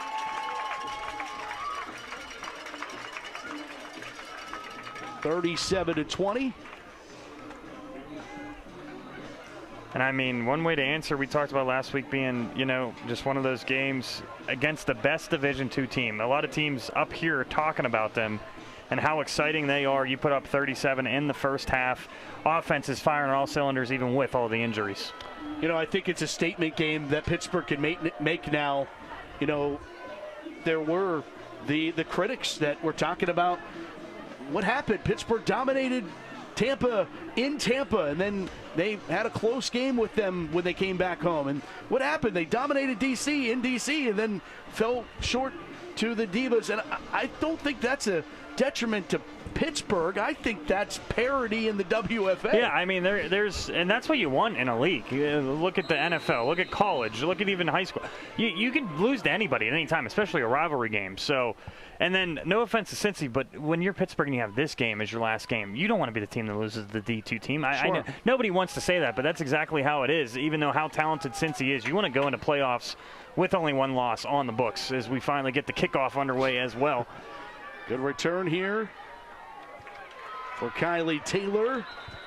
And that's not to say Cincinnati is going to throw the kitchen unreal. sink here, right? Absolutely. I'm not saying this game's over, and that wasn't an insult to Cincy at all. I mean, I am so impressed by them, and I could see them being in this top division at any time. I think they'd be a better team in the top division this year. It's just if you're Pittsburgh, I guarantee that's what the messaging was all week going into this week. We're not going to lose to Cincy. We need to respond. They're just so used to it being Pittsburgh. Everybody's like, wait a minute, they didn't go undefeated in the regular season? That's how good they are. So, but so far they've passed the test this week. You could come in this game with your head down, still talking about last week. I mean, they completely forgot about it, and they're playing so good in this first half.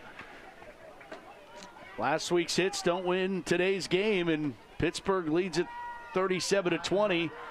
They hand it off. Church is denied, and man, this Pittsburgh defense is just firing right now. They're getting so much pressure from the inside. We talked about Zabovic all pregame. We've talked about Niedermeyer before. I mean, they're doing such a good job. And it looks like now Church is going to be a little shaken up after that one as well. She got kind of twisted up. Yeah, and I think, and again, you don't ever want to speculate, but this one looks more like a cramp to me.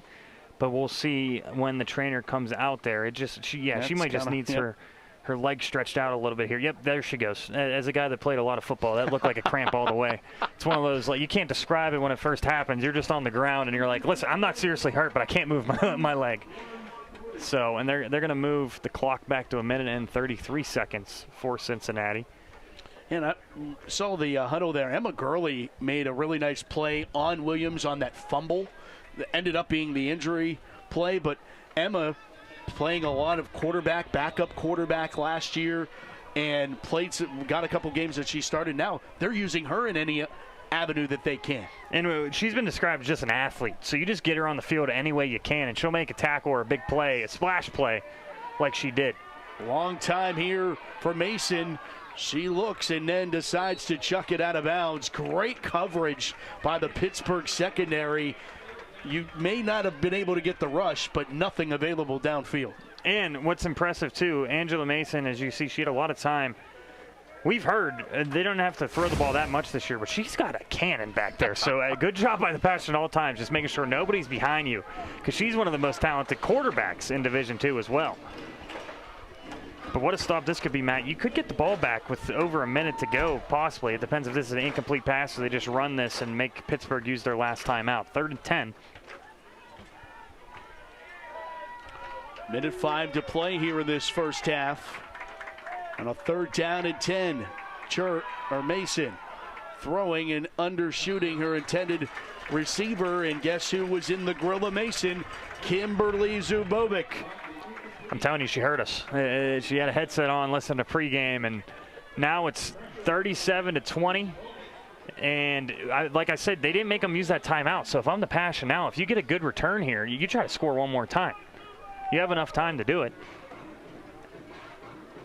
And remember, the last punt didn't go so well for Cincinnati either. So this gets dangerous, and look who's back there, too, who could make a splash play at any moment.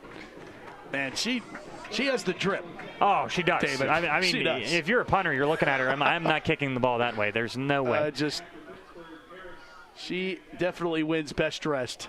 Nearly, DeChico almost got a block that time. Punt is away. And it's Dazda on the return. And she shrugged off 1, 2, and now finally pulled down shy of the 40. Pittsburgh with 46 seconds left. Damon, you're up 17. I don't know that I'm getting too. Yeah, I mean, as I'm up here, I mean, it's easy to say, hey, just go for another touchdown if you're a head coach. The way a lot of teams attack this is you might see a handoff first play. You get 15 yards or a chunk play, then you get in the hurry-up offense. Yeah. But if you get stopped at the line of scrimmage, then you kind of just go into half. That's how I think they might play this. Or you might see a Chavez run.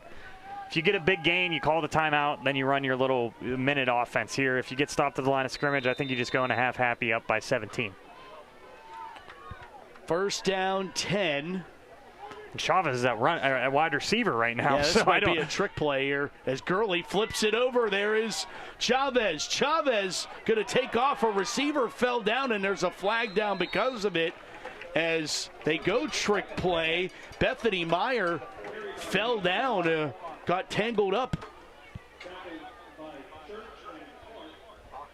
And Chavez realized there was no one available. So we'll check this penalty. They're going to wave it off. I did think it was just legs getting tangled. Yeah, I didn't think there was actually an interference there. And you know what, Coach T, I like your style. Why not a trick play? We're talking about a halfback dive or something quick here. You go right after the juggler here with a reverse pass. It's Lisa Horton, who was one of the all-time great women football quarterbacks. As they run that one to the left side on Smith. You got to stop the clock. Pick up a first down. It does momentarily.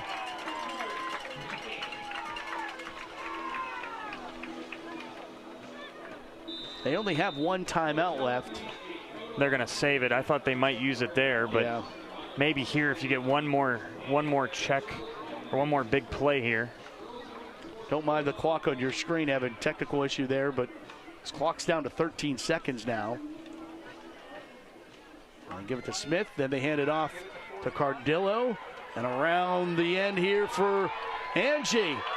And she gets a burst of speed. Oh, she had one to beat. One more, almost, Matt. Nice run for Cardillo. There's another Cougar down. This should be the end of the half, though, after this injury. She got tackled right as time expired. Yep. But there is an injury on the field. And there's no flags down. So that should have, or should do it.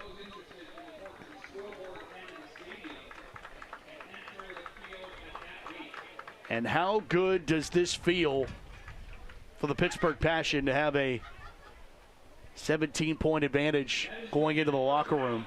And it all from that red zone stop from Harris, that fourth down. That kind of just switched this whole game over.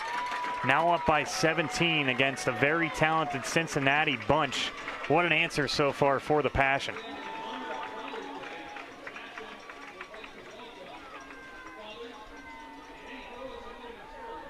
As we're still trying to get some players off the field. Passion look like they're just ready to play the second half. They don't want to go in the tunnel, Matt, at this point. Want to keep this going. But it looks like we finally caught up to the head coach down below. Sure does. Let's go down to Susie Cool. That's Coach T. Thanks, Matt. Coach T, you talked about utilizing your speed against Cincy here today. Where can you continue to use that speed in the second half? You know what? They're stepping up as a D unit. We've got a lot of people taking a turn. They're coming through when we need them. It's definitely a collective effort. I'm real proud of them. Thanks, Coach. Matt? I had a feeling, Susie, that would be the word of Teresa Kahn. Happy about her defensive unit, understandably as a defensive gal herself, and knowing that this is a cohesive unit because there are so many Passion players that are stepping in and stepping up. We'll talk more about that when we come back. It is the halftime show in the back half of this break.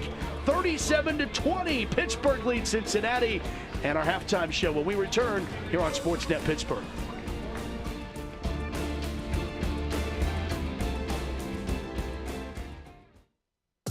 Quiet on set? No way. This is Jake's time to shine, and Ryan's, and our crew. Cameras, check.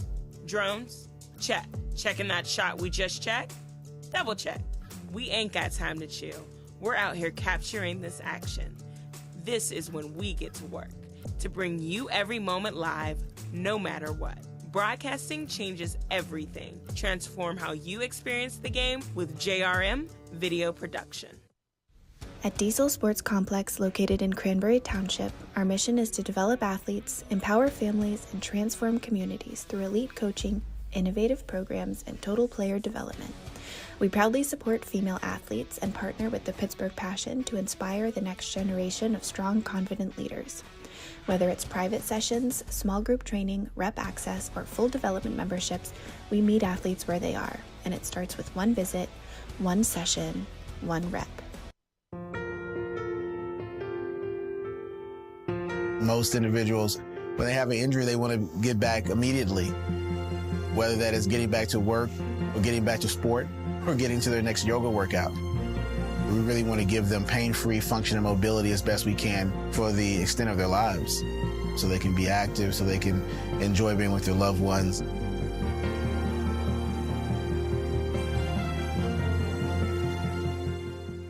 Miller's Mini Storage has the extra room you need. For more than 3 decades, our storage facility in Elizabeth, Pennsylvania has offered secure, affordable, and accessible storage solutions. Miller's Mini Storage has you covered. Simply bring a lock and key to keep your items safe at our location.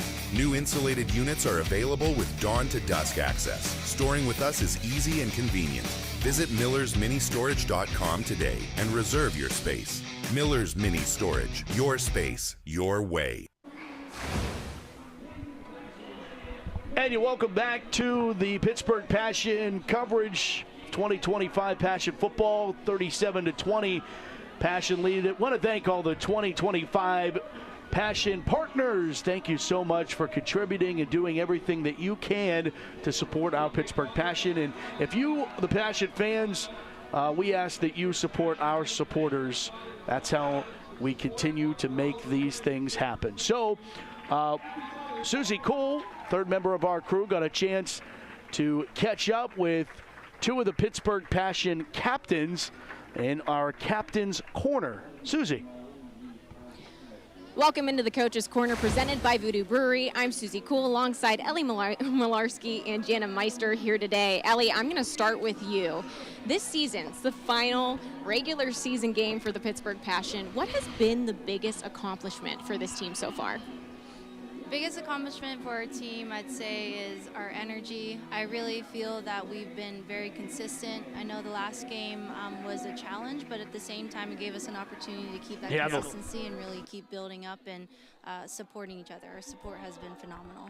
Jana, Ellie just mentioned right there the challenges that this team has faced over the last few weeks. Where have you seen this team come together the most in even just these final games of the season? I love you, Ron. I think that it really comes down to players who've had to step up. Like every year that you're playing, every week that you're playing, you have people go down with injuries. And it's just we have enough confidence and we have enough faith in the people who are maybe like one below us that they're going to step up and do their job. And I think that's a big deal. We know that regardless of who's playing, we're going to get the job done. A little banged up as you guys head into the playoffs. So how can you all continue to step up for one another whenever you start to make that playoff push? Yeah, whether we're injured or can't play, we're at every single practice, and we're right there behind the line of scrimmage helping our other teammates. And whether it's just cleaning up a route or cleaning up a handoff, even though we might not be physically on the field, our heart's there and our mentality's there, and we're just, again, supporting each other through and throughout. Jana, what are the expectations once playoffs hit? That we're going to continue building. I think we started off the year, already great. We had a great foundation, but I think continuing to build and not get complacent, and then go into playoffs, continually improving each week. Well, thank you girls so much. Again, Jana Meister and Ellie Malarski, 2 stars on the Pittsburgh Passion. That was our Captain's Corner interview brought to you by Voodoo Brewery. Matt?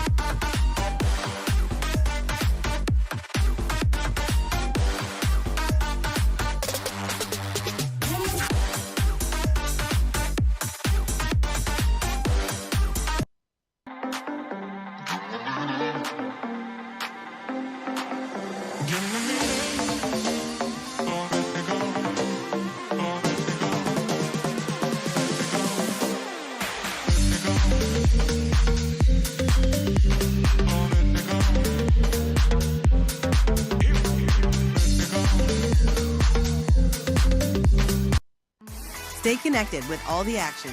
Follow JRM Sports on X, Instagram, and YouTube. Get the latest highlights, exclusive content, and behind-the-scenes moments from your favorite sports.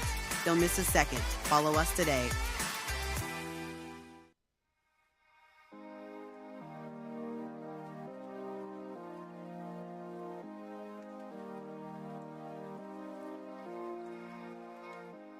Supportive.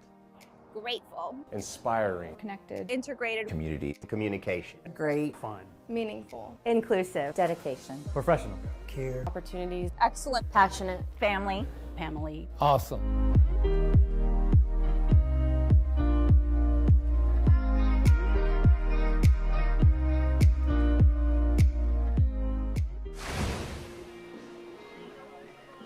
And we welcome you back here to Slippery Rock University. Halftime here for the Pittsburgh Passion. Halftime is brought to you by Title IX, Pittsburgh's first women's sports bar. And earlier this season, I got a chance to catch up with Jana Meister, one of the all-time great receivers in Pittsburgh Passion history, on her expectations and becoming a veteran through her career with the Pittsburgh Passion.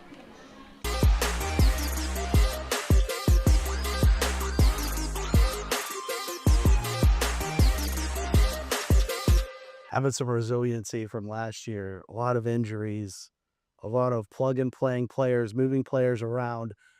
Now coming out of that, hoping the ball bounces a different way in 2025 for sure, but also knowing that you guys accomplished what you did with what you had a year ago has to be a great thing. Yeah, absolutely. I mean, if we lose, Makai got injured, we lost a lot of our key linemen right there at the end. And to know that we still gave it a good run, there's a lot of optimism in there, Obviously, at the end of the day, those are not things that you can really, predict, but you just have to make sure that, everybody stays ready really at the end of the day. And hopefully, this time around, we can keep our people as healthy as possible. And if not, just know that we're going to have people who are going to step up. Speaking about those people that step up, now being a veteran on this team, seeing some of the younger girls come onto the scene and really fill in roles that are much needed. What has that been like of now being the dynamic of you being the veteran, maybe bringing back memories of when you were the rookie? Yeah, it's weird for sure. Obviously I'm a vet, but to think that I've been playing as many years as I have is interesting. But yeah, no, I think Pittsburgh has been pretty lucky in the fact that we always just find people where we need them. There's been times in the past where we've lost key people at certain positions, and it's like, well, what are we going to do? How are we going to figure this part out? And we kind of have these people who just come along, and they kind of mold and fit right into their place. I think it's a beautiful thing. I think, we always have a lot of confidence in our rookies, and we always have a vet group that is very supportive. And I think when you embrace new players and they come in and just kind of pick up that expectation, that's the reason why Pittsburgh has been as good as it has for so long, because there's that standard there. There's a different life outside of this game for you. What is a day and what is a week like for you, including the passion? But it's not always as simple, and sometimes the hours that are put in, especially from your side of things, are more than maybe people would realize. Oh yeah, absolutely. Obviously you want to stay as physically ready as you possibly can. Me going into my 7th year, one of the things that has been, I think, the most pivotal for me that wasn't in the past is my recovery, like the focus on the recovery. Last year specifically, but also going into this year. I try to do mobility stuff. I definitely could be better about that. But keying in on hydration, IVs, cryo, that type of a thing. Making sure that I'm taking care of my body. That's really the biggest thing. Not only because, those years add up, but just because physically you're performing better. And then outside of that, obviously it's a lot of hours you spend putting into football, a lot of learning, a lot of watching film that never stops. It's always a life balance, balancing family and balancing the amount of work that you put into being the best player that you can be. An opportunity of another season, and what would getting to Canton, winning a championship mean to you? I know the history, and you know the history, and it's talked about so much throughout the team and throughout seasons, but what would it mean for you personally to get to Canton and win a championship? It would be a dream, honestly. I mean, I think last year we really, really wanted to win it, especially for Franco, to carry on that legacy, and we fell short. And I think that added to the way that it felt losing. But being able to go to Canton, being able to play at the highest stage, we've been wanting that for years, and just like things just not adding up the way that they should have. So I think that we have a great opportunity this year, and to be able to do that would really be a dream. It's like, there's all these things that I've gotten to experience, and they say certain stats that, I may have had, or certain accolades that I've reached. And it's like, at the end of the day, those things, I mean, they're great, but I don't know about them. People tell me, but I don't know. So for me, the desire is not really going to stop until we win a championship. Last thing for you, why do you play for the Pittsburgh Passion? Oh, it's changed my life. I know a lot of people kind of know my story, kind of know everything surrounding Franco. But I started here at one of the lowest points in my life, and not only found something that continued to fulfill me, but found a family, found friends, just the environment. I have centered really my entire life around this, and to imagine me playing anywhere else, or at this point retiring, things like that, it's not even a question for me. I know this is where I'm at. I know this is where I'm meant to be, and this is what I'm going to continue doing. Jenna, thank you. Absolutely. Hi, I'm F. Doc Harris, and I'm here to talk to you about women's professional football. I've played a lot of video games, and I've watched a lot of football on TV, so that makes me an expert. I can tell you right now, I know what real football looks like. Oh, hey, Doc. Thank you. Good luck this season.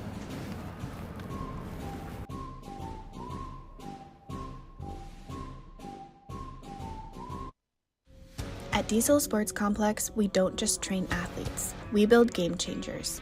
Located in Cranberry Township, our mission is to develop athletes, empower families, and transform communities through elite coaching, innovative programs, and total player development. We proudly support female athletes and partner with the Pittsburgh Passion to inspire the next generation of strong, confident leaders in sports and in life. Whether it's private sessions, small groups, rep access, or full development memberships, we meet athletes where they are and guide them and their families through the journey. This isn't just a facility, it's a movement, and it starts with one visit, one session, one rep. Learn more at dieselsportscomplex.com, where we're better today than yesterday.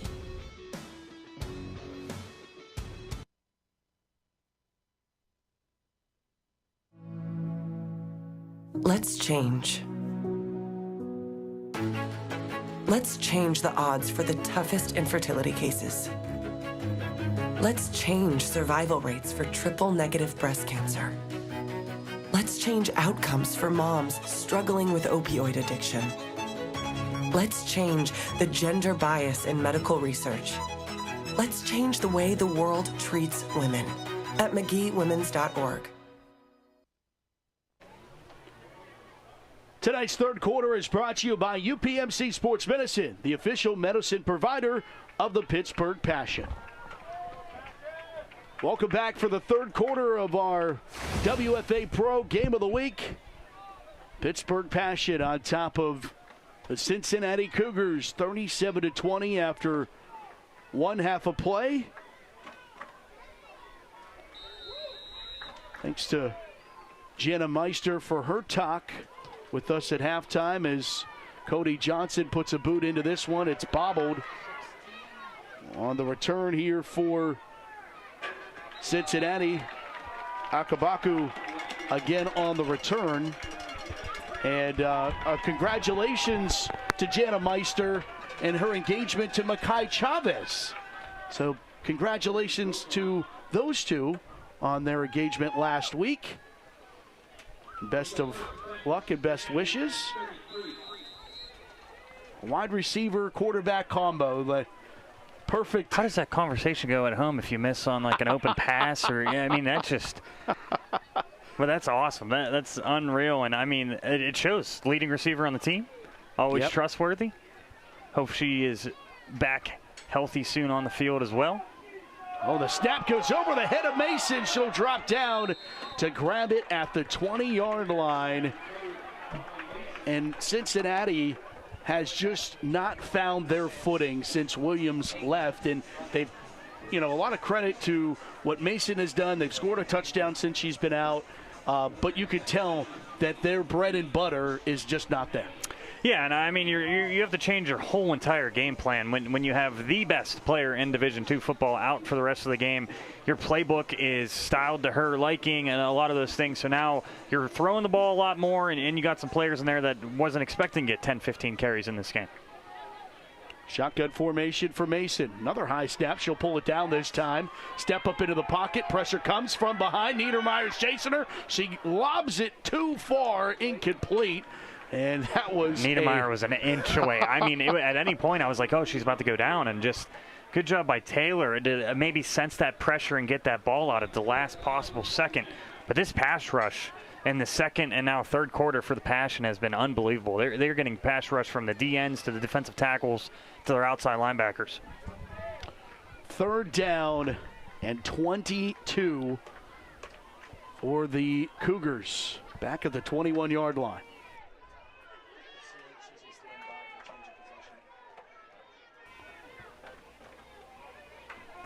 Third down, full wide receiver set. Mason steps into this one and just misses her intended receiver. That was Haley Coomer again, who had the big touchdown catch and run, but this one goes incomplete, and punt unit trotting onto the field here for Cincinnati. Yeah, and she has 5 touchdowns on the year now. Their big play specialist at receiver just missed her by 2 inches there. Could have been another huge play for Cincinnati, but now they have to punt this football away. And again, remember, Matt, there's been a couple punt miscues here, so you got to get a good snap, try to boot this ball far, and watch out for Harris again, just lurking back there. Once that first special teams touchdown for the Passion, we have not seen one this year.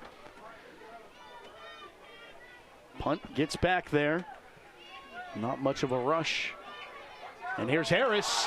Harris catches us on the run. Harris, a stop and go. Harris, house call. Touchdown, Pittsburgh. I called it. We got one. We got one on the board. We talked about it last week. They haven't had a special teams touchdown. Harris was licking her chops, takes it up the sideline, caught that ball, and was shot out of a cannon here, Matt. Only 2 girls to beat. Beats them both on the outside. Look at that speed, and she gets in for a touchdown. Now has 7 interceptions on the year, and now has a punt return touchdown on the year. 44 yards for Tanasha Harris. She is electrified. Big plays at any point. I mean, I want to see her maybe run the ball too. She just wants the ball in her hands. What a play. And now Cody Johnson back out here to try to cap off that touchdown with an extra point. Extra point is good. 13:46 here in the third. And Pittsburgh leads it 44-20. Passion, first touch of the football here in the second half, and they put 6 more points on the board. Let's go down and check in on Susie Cool. Susie. Thanks, Matt. At the half, the dads were called down to the field to take pictures with the Passion players in honor of Father's Day. Running back Ellie Malarski's father was here, Robert. Ellie said he has never missed a Passion home game for her, and Bobby Boy is such a great dad. The Pittsburgh Passion just want to take the time to wish all the dads out there today a happy Father's Day, and I figured I'd wish my own a happy Father's Day. So happy Father's Day to my own Bobby Boy. Matt, Damon.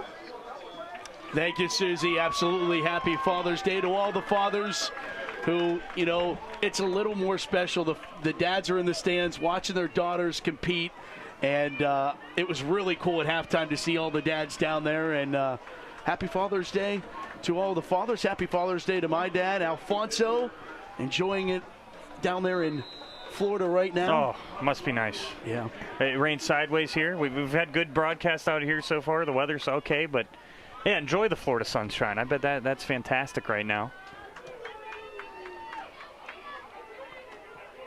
On the bounce, picked up by Akabaku. Reversing field here, spinning up to the 35-yard line. And now, you know, Damon, from a passion perspective, the fun kind of begins for a defensive side, or since he's going to have to kind of let things rip, and that only means from a defensive side you can too. Don't get beat deep is kind of the mission now. Well, what's great, you have arguably the best safety in the league with Harris, so at any time you know she's going to be back. And other than that, I say you get your ears pinned back and you keep rushing the passer. That's been working for you so far in this second half and that second quarter. So we'll see. Cincy again. I think it's almost good that they're playing from behind. You never know what's going to happen in the playoffs. So for them, you're seeing a whole new taste of what this football league can be, and you got to open up this playbook a little bit more. Cougars from the shotgun, another high snap. Mason, it bounces right back to her. She surveys, throws a little high and incomplete. Got to get the center quarterback exchange under wraps here. It's been an issue the last couple times. Well, what I was thinking is, too, how much do they run out of shotgun? You know, because you're under center so much with your star running back, and now you're running almost every single play out of shotgun, 4 or 5 receivers on the field. Maybe just not used to it. Field might be a little bit wet, too. There's a lot of variables that go into it. And then this pass rush, you're so worried about getting that ball snapped and then getting your hands up to help block. Right. Everything's just getting so rushed. Second down and 10. Another high snap. Mason had to leap to get it. Hand off to Chico's in the backfield. Ashley on the scene again. Maybe Pittsburgh was just a little, again, you had locker room material all week, Matt, losing that game to the Divas, looking at the rankings too, and right now, you know who's paying for it? Cincinnati. They are playing a team that looks like they are ready for the playoffs so far in this one, and now another 3rd and 15 for the Cougars.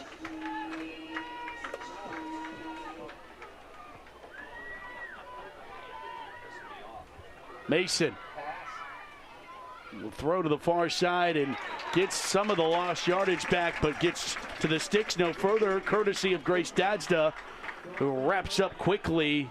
Haley Coomer. Coomer looks like she's grabbing her hamstring now, and you can't lose her as well going into playoffs, as she's your leading receiver when it comes to touchdown. Had that big play in that first half.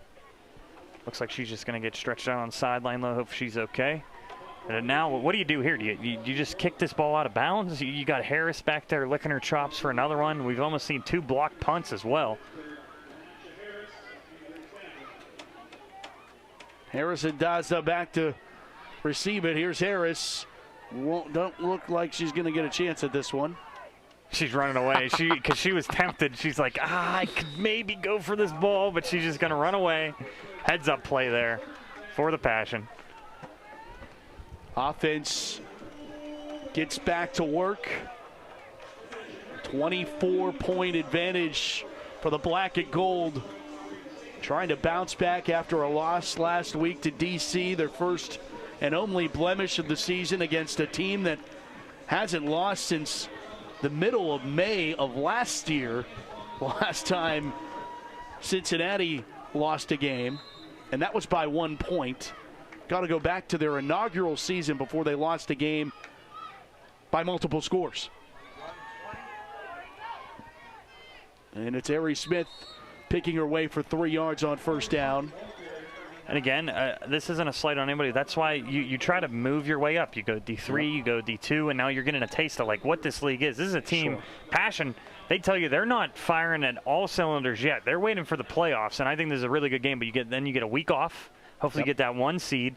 So Cincy's seeing it all. You want to see the best of the best. You're seeing it here today. And then, again, I'm predicting eventually you will see Cincy in that top division. And a program that's only 3 years old. It's unbelievable to see how they're even competing here today at all. Yeah, against a program that's 20 years in the making. Smith one more time, trying to bounce it to the outside, and will not. Nice open field tackle by Lauren Carter. And it will be 3rd down here for Pittsburgh.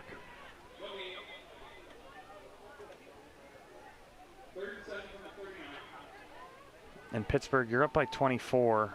Now it just seems like they're not milking the clock yet. We're still in the 3rd quarter, but it just seems like a lot of those reverses, explosive plays, they're kind of holding back and just hoping they can run this football with Chavez or the run game here.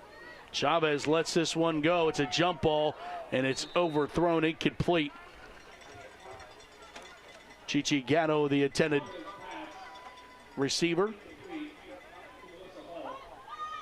And they are calling for the punt team. I was waiting to see if they would just go for it. We saw it last week. They'll just go for it sometimes, even in their own zone, because they're so confident in their own defense. But punt unit is coming on the field for the Passion. First time tonight. Yep, first punt. A team that's not used to punting at all. I mean, to be honest with you, neither one of these teams punt a lot. So that was part of the struggles of last week. 4th down, 7, and there was some movement. Oh, Harris was asking the ref, and the ref really wasn't giving her any signal if she was good or bad. So she lined up in that neutral zone. So it's going to be 5 yards, and now Harris is saying, can you just let me know? I just was trying to see. So just take him back 5 yards, just a little bit more room for your punter here. But I saw that all go transpire on that sideline as someone that used to play a gunner as well. You got to talk to that ref and make sure you're on the line. Some refs will be kind enough to let you know. Other refs are just going to throw the flag. That's Subovic, by the way, the long snapper for the Passion.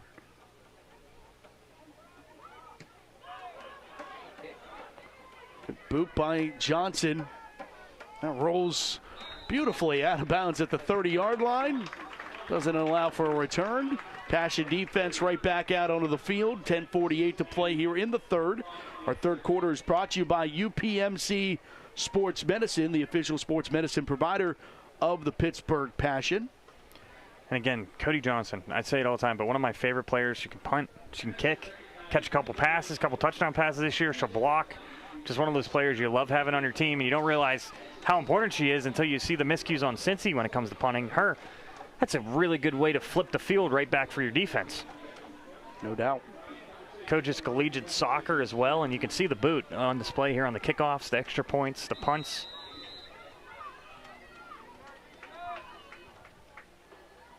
Cincy back to work on offense. Pittsburgh on the blitz. They give it off to Taylor. Taylor actually found some open room there on the right side. Picks up 10 yards. Pittsburgh allows Cincy to move the sticks.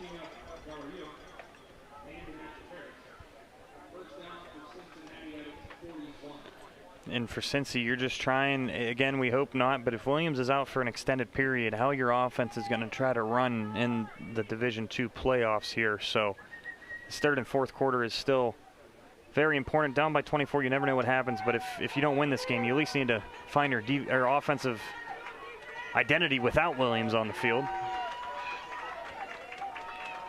First down, slant route behind the receiver, but a great adjustment by Coomer to make the catch at the 48-yard line.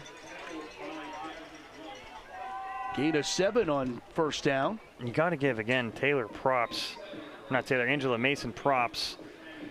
Only completed in 48% of her passes going in this game, but I've been impressed. A lot of these slant routes, post routes, she puts a lot on the ball. Always right in the receiver's hands. 9 touchdowns this year, 4 picks, 90 QBR rating, 624 yards. We'll get up to about 750 after this game if everything goes the way it's been going in this one. They give the handoff to Taylor, and Taylor busts it to the outside, and she shakes off one tackler, being chased from behind, and no one will catch her. She'll go into the end zone. Touchdown, Cougars. 48 yards. just when you think the Cougars might be out of this game, there's another explosive play for Cincinnati. And Matt, don't look down, only down by 18. If they kick this extra point, it's down to 17. You thought all hope was lost at one point here, but again, they keep sticking around. An impressive bunch here for the Cougars. That was 52 yards on the run and the touchdown there for Taylor, as Kylie Taylor takes it the distance for Cincy, and now the 2-point conversion. Not going away quietly are the Cougars. High throw and incomplete. Good coverage there by Jasmine Jones in the hip pocket of Haley Coomer. And Pittsburgh will have a 44-26 advantage.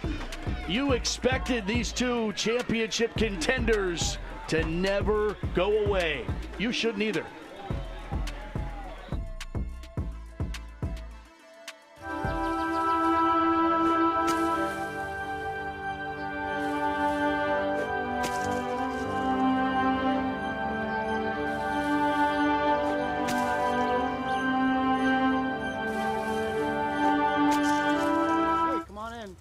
Time for dinner.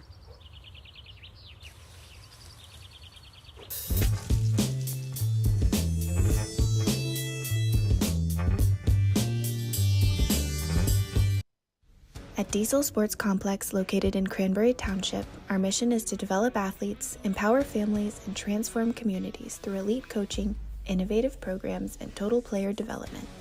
We proudly support female athletes and partner with the Pittsburgh Passion to inspire the next generation of strong, confident leaders.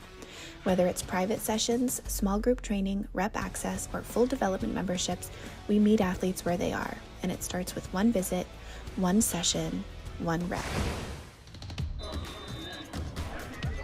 Welcome back to Slippery Rock and Mahalik Thompson Stadium. They're going to just pooch this one. This one's going to take a hard right turn out of bounds. No, wow! It stays in at the 22-yard line. Couldn't ask for a better kick. Talk about the U.S. Open's in town. That's a little backspin on that. Yes. You see that in baseball, too, when it's down the line. You think it's going to go foul. It never does. Good job hopping on that ball and then getting some positive yards, as now the Passion will get decent field position once again. And now you think you were kind of coasting here in this second half. You had that 24-point lead. Now down to 18. You don't want to get too comfortable. Give the ball right back. So we'll see how the Passion respond after the big play by the Cougars. Passion offense goes first down at 10 from the 37-yard line. Makai Chavez operates from the pistol. Johnson in motion, and they hand it off to Devin Peace. Devin gets the corner and push out of bounds at the 45-yard line. Good run for the Passion on that first snap of this drive. And let's check on an update from Susie on the Cougars running back. Susie. Thanks, Matt. We talked about Kiana Williams in that first half getting taken out. It was to be determined if she would be back in the game. We can confirm that she will not be. Right now, she is sitting on the Cincy sideline. Her right leg is propped up in an ace bandage, and she has crutches behind her. Matt? Makai Chavez with a clinic there. They just had the youth girls football clinic here at Slippery Rock last night here at this stadium, and Makai Chavez putting on a clinic of her own.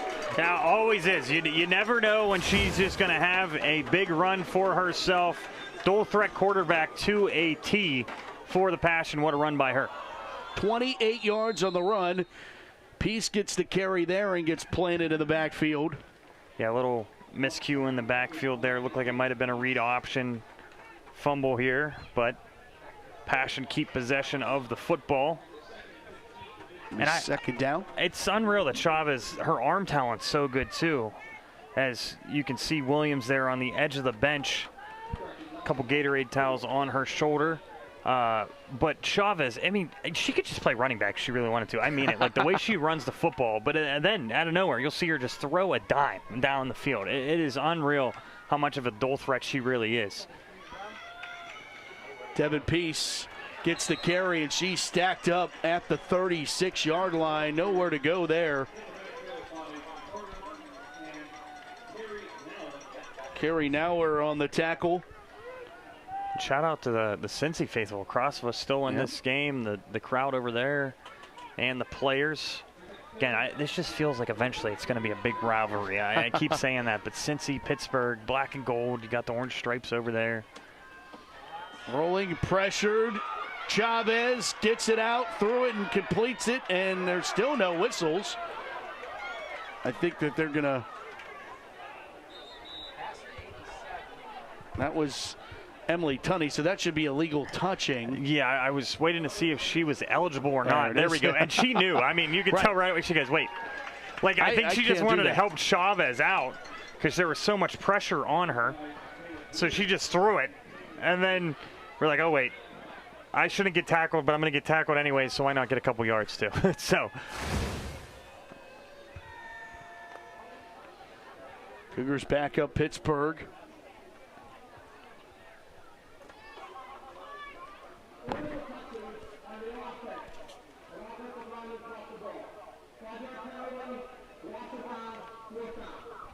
So it's going to be loss of down and fourth down. They're going to be at midfield. Looks like the punt unit is going to come on the field with this 18-point lead. You try to coffin corner something here inside the 10-yard line if you're Cody Johnson.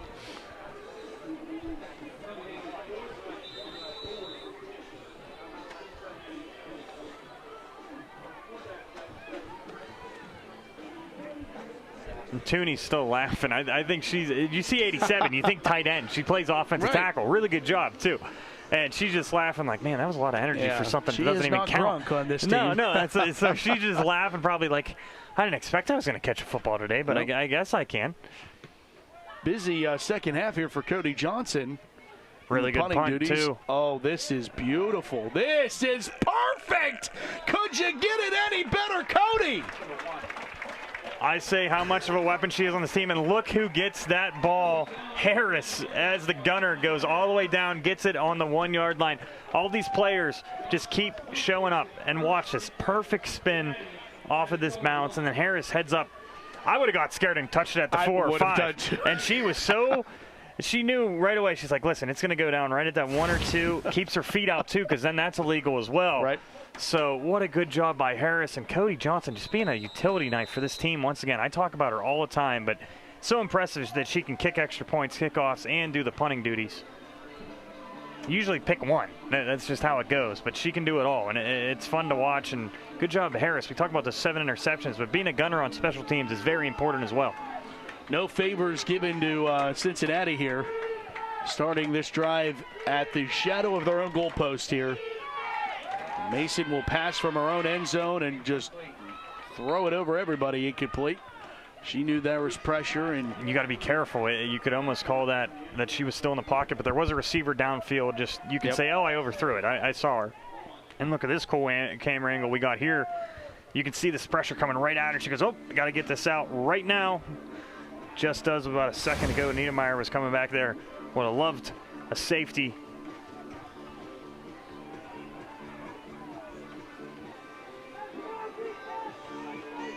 Matt, this will be interesting. You might see an all-out blitz here from the Passion.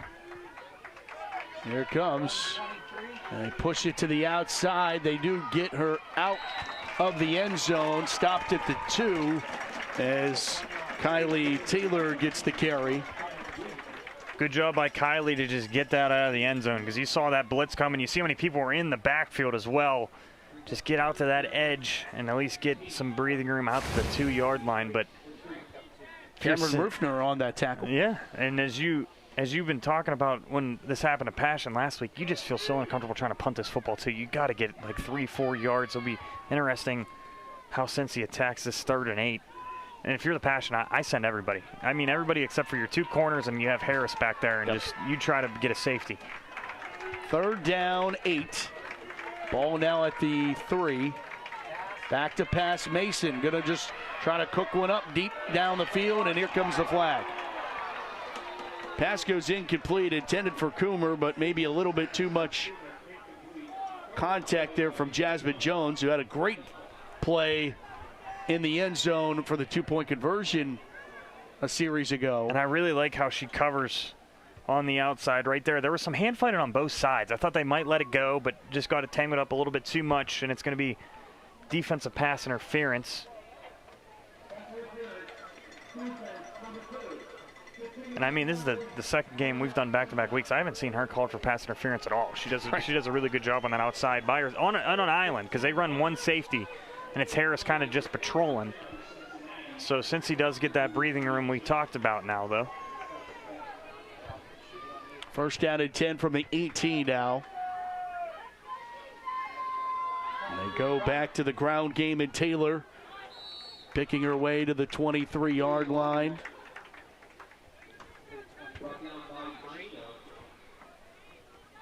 Bring up second down.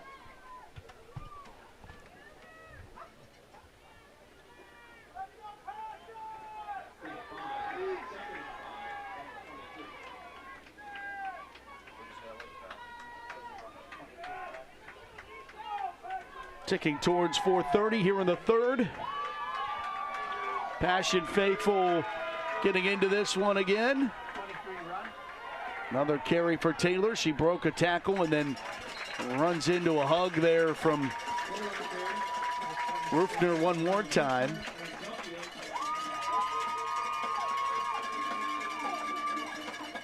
Little misdirection handoff there, and then you see Niedermeyer back there. Taylor does a good job breaking one tackle, but then you got the swarm of the Passion players again. And Rufner, we keep talking about her this game, just getting in a lot of tackles. Really impressed with the Passion defense here in the second half, and pretty much since that second quarter. There's been two big plays from Cincy, but a team that averages 55 points, you expect them to score 1 or 2 touchdowns. Another carry for Taylor. Gets the ball, comes loose, and jumping on it is Pittsburgh. Passion get the football.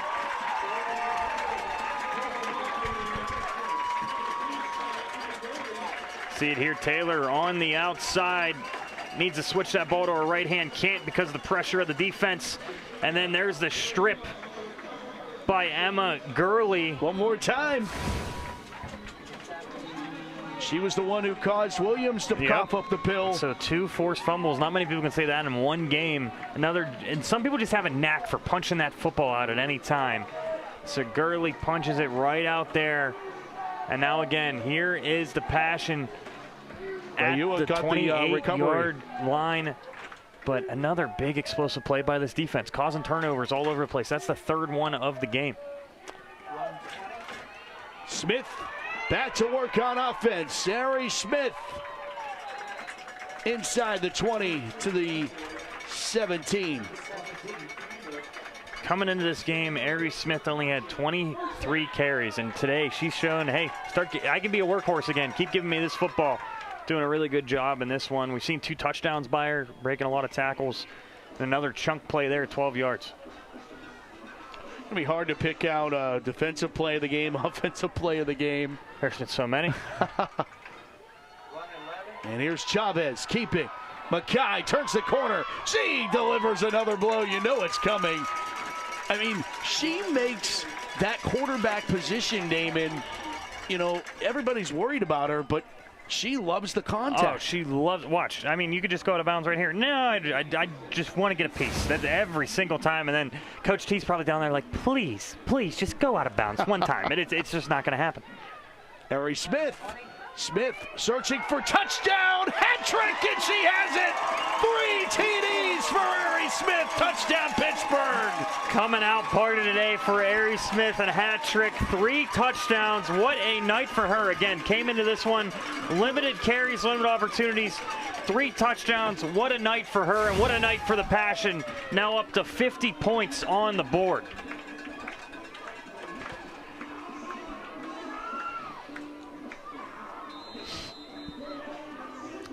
I think Lisa Horton wants to go for 2. I'm not a. I saw 1, I saw 2, yep. but now I think it's 2.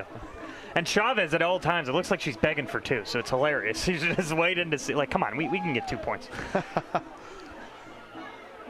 So they're going to try to make it a 52-26 game here. Got to hurry up. Play clock down to 3. Gets it off. Chavez rolling, throwing, and what a catch! Gatto hauls it in. Chi Gatto for the 2-point conversion. First to see the touchdown here on the replay, but after that, Gatto with an unbelievable extension there to catch that football. So now the Passion will be up 52-26, and not to steal your thunder on this beautiful view we have on here. Oh my goodness. This is Old Glory in the wind over here. Fantastic, right? Scenic. Unbelievable. Out here on Slippery Rocks campus. It's one of the nicest baseball fields I've seen right across the way as well. Beautiful campus, obviously. A lot of these Passion players and coaches and owners, Slippery Rock grads, so they love coming back, love coming home. Teresa Kahn, Slippery Rock grad. Lisa Horton, a Slippery Rock grad. Talk about the football field, too. I mean, what a place for your home games this year. One of the nicest fields in all of Division II, PSAC football. Cody Johnson back out here for the kickoff. See if she can get it to the 10-yard line. I know she's been booing them today to the 18, the 15. This one's sent off, and I was close, Matt. That one's at the 14, and it's fumbled. It is, and it's bobbled around at the 25-yard line, and she will park it there. I sound like a coach, but I'll harp on it. Special teams, we've seen it today with the punting. I know it's not the most exciting thing in the world, but you get it down at the 1. You have a punt return touchdown, and then the kickoffs today. I mean, they've been great. You're making Cincy start at the 20, 25-yard line, where Cincy a lot of times they love doing the onside kicks, and then the Passion have got to start at the 40 or the 50-yard line. So, again, just field position, switching the field, Passion doing everything right here tonight. What an answer from last week. You look at the Massey ratings coming into tonight. St. Louis in Division I Pro, they were number 1. Salt Lake in Division II, that is who will give the Cougars a run for their money in the Division II playoffs. Is a carry here that doesn't go very far at all. Nicely done of slicing in for Jasmine Jones. And another running back is down here for the Cougars. And as they tend her just to run through the rest of these, Callie War out of the Pro Division is 3. Cincinnati, who jumped 2 spots from 6 to 4, is 4 coming into tonight. Minnesota is 5 with a 2-3 record, but they played every like it has just been an absolute terror. And then Pittsburgh is 6, dropping 2 with the loss to DC. But beating a team that's higher than you in the Massey ratings. I think you could go back right up to 4-3, to be honest, with this win, which is it's huge. Especially, I'm not saying pour it on here, but if you win by 25, 30 points, I mean, that's a big one they circle for the Massey rankings, and it helps you out. So sure. And Cincy, again, you're losing your running back. You're traveling here. You've had a lot of injuries in this game, but so is Pittsburgh. So it's one of those things. It was a fair matchup. You wanted to see a D2 team play in the Pro Division, and you hope all of these injuries, they're healthy, because they're going to make a heck of a playoff run as well. Yeah, and that Division II championship, if it could potentially be the Cincinnati Cougars getting back to the championship, this time at D2, going up against Salt Lake, who's undefeated and has done some pretty impressive things this year, would be a heck of a matchup just in the D2 championship. Oh, absolutely. Not even talking about the main stage one on ESPN2. And they hand it off here on 2nd down, and this is a great run that picks up first down yardage here for the Cougars. Good sportsmanship there, picking them up. That went to Haley Tippett.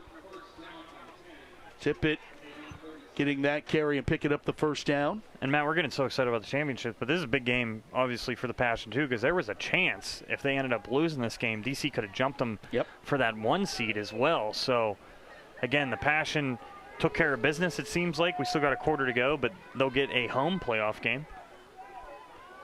and control the home. Yes, and control the home. Yes, I mean, they were going to get a home game either way, but I mean, getting that 1 seed, you can control it all the way. Right. Which, certainly don't count the chickens, because Tippett gets this run here, but you're looking at the rest of the pro WFA landscape. You probably the other teams that are going to get into the playoffs are going to be Nebraska and Tampa, being those other 2 out of the 4, DC and Pittsburgh being the other 2. So it's probably Nebraska going to have to come to Pittsburgh in 2 weeks if everything holds in this game the way that it is. Long travel and playing a really tough team, but it's playoffs. You never know what can happen, and we'll be excited to hopefully call that game one. And coming up here against the did they get the timeout? Looks like they are going to give them the timeout before the delay game. And Matt, here we are talking about playoffs already, excited about the action that is going to take place here in 2 weeks. And both of these teams, I mean, like we said, they got championship caliber written all over them. They could be D2 and in the pro division. So what a treat we have on the network to have these two playing against each other in the last week of the regular season. Oh, there was certainly good work done at the league office. Oh, absolutely. Putting, 2 programs that have high expectations. One, where Pittsburgh is and has been where Cincinnati wants to be. Obviously they won the D3 championship last year, but they want to climb into the pro. And, I mean, from everything I've seen, I don't think there's any question that they can hang. Yeah, it's going to happen. If it's not this year, I think it'll be the year after. But they've been very impressive. They came into this game. Those first 2 drives, you're like, wait a minute, this is going to be one of those games that's just going to go back and forth. And then Passion, I think finally we're like, okay, we kind of slowed down the run game a little bit here. Forgot about last week, and now it's just been all Passion this second half. Angela Mason back to pass. One-on-one coverage and incomplete, and another flag. They're going after Jasmine Jones, and the coverage there of Coomer. And you don't want to give too much credit, as she's just getting coached up a little bit. Again, there's a lot of hand fighting, and then when that ball's in the air, you might just tug a jersey just a little bit too much. But I know their passing stats haven't been great this year, but again, Cincinnati to me looks like a team, if they need to, they can throw the ball. No doubt. I mean, what I've seen today, you can just tell by the way Angela Mason throws the football. She throws a very good ball. And we already saw Coomer with that big touchdown earlier in this game. If they have to shift more to throwing the football, I think there's some intangibles there for Cincinnati. 3rd down, and a flag comes flying in. I haven't seen too many yellow hankies. And this one is a false start. As we tick down here in this 3rd quarter, brought to you by UPMC Sports Medicine, the official sports medicine provider of the Pittsburgh Passion.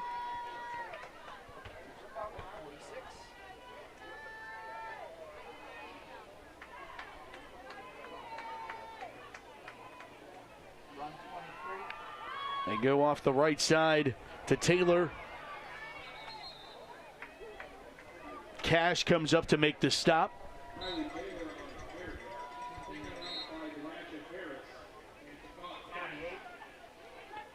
And Pittsburgh, I just think from the game in between the ears factor, needed a game like this, Damon, to, kind of put everything back in. They were so successful on the road, and then having these 3 home games scheduled was very weird for them. Yep. 3 straight road games to open the season, 3 straight home games to close it out. And then you faced a team last week that got a bye before you. Yeah, it was weird, and that's going to be incomplete. So we still got 2.5 seconds. So I can bring this up too. It makes that. I don't want to. The players will yell at me if I say that Monday practice. So hopefully they get Monday off. So that Tuesday practice, you just feel so much better going to the playoffs. Like we've showed, our defense can hang, our offense was firing, and even our special teams was executing on all cylinders. So you go into playoffs feeling way better. It would have been way worse going into playoffs with another loss, or just like Are we as good as we think? No, we know how good we are. It was just one of those weird weeks, and it happens. And then today, it's just been impressive on every side of the football for the Passion.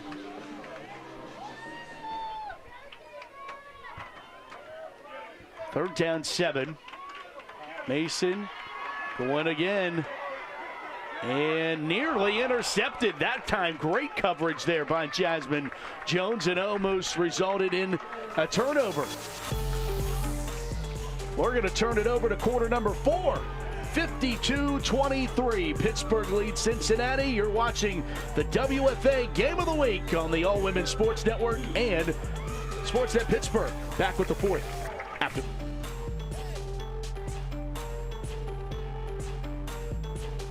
At Laway, we understand the power of personalization. From hats to water bottles, our expert services include screen printing, embroidery, and a variety of promotional items. We also specialize in team sports gear. What truly sets Laway apart is our dedicated design team, including our talented on-staff graphic designers and exponential customer service. Choose Laway to make a lasting impression on and off the field.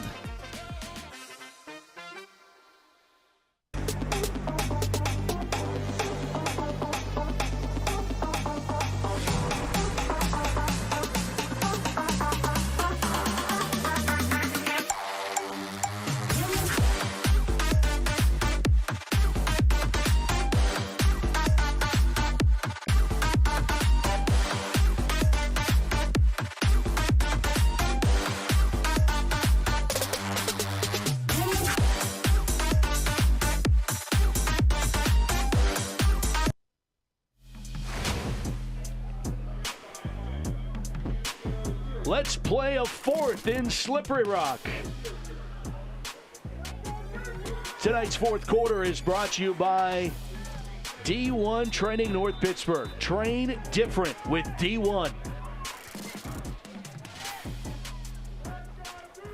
And Matt, I am still amazed by these drone shots every single time going back in from break. And there's a rifle pass and actually caught for Cincinnati. At the 30 for a first down. They pick up a first down on fourth down as Mason was able to find her intended receiver Parks for the Cougar first down. So Cougars keep the football to start our fourth frame. Welcome all of you joining us on the All Women's Sports Network with Damon McDermott. Matt Fargo here with you. Susie Cooldown on the sidelines, our JRM video production crew, bringing you the sights and sounds of this WFA regular season finale. Game of the week in Slippery Rock, an hour north of Pittsburgh. Back to pass, throwing and getting that one to Church was Mason, and Church refusing to go down. You think, again, you would just, after, effort. Yeah, down 26, but I've been very impressed with the Cougars tonight as well. And right here, really good job to cover Church, but then you didn't realize that she was just going to try to drag you an extra 10 yards. Good effort by her. And again, since he's not going to go down quietly here, trying to punch in another touchdown drive. Replays tonight are brought to you by Two Frames Brewery, your neighborhood brewery. Stop by Two Frames Brewery, bringing you all the instant replays. Another nice aerial shot there. The Cougar offense trying to find open pastures, and they cannot. I mean, you cut back and then you run into that. I mean, there's consequences when you cut back sometimes. That is referring to 56 Tyra Grant. Thank you very much. I couldn't get her jersey number right away, but I was like, that is going to hurt a little bit. And Tyra Grant with another tackle. I would give her a tackle for loss. We'll see how the statistician puts it in the website, but for me, that's behind the line of scrimmage, trying to help everybody out. Yeah, absolutely.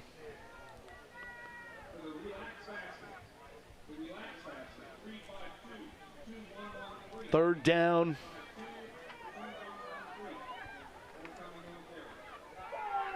One to go. Just a sneak that's going to pick up all that and more.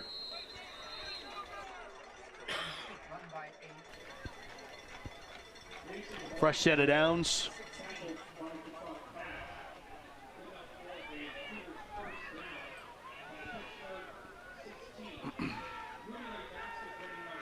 So it'll be first down at 10 from the 16-yard line.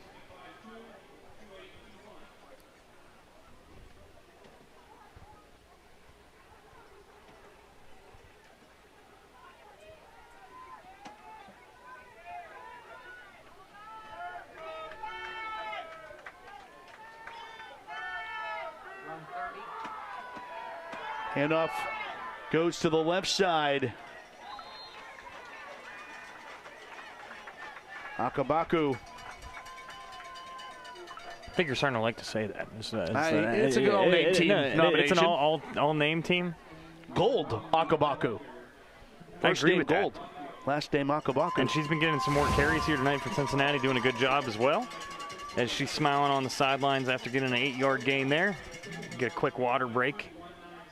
Her 5-yard gain, gave her an extra 3, but good run by her. And Cincinnati, again, this game isn't over yet. They're trying to march right back down this field.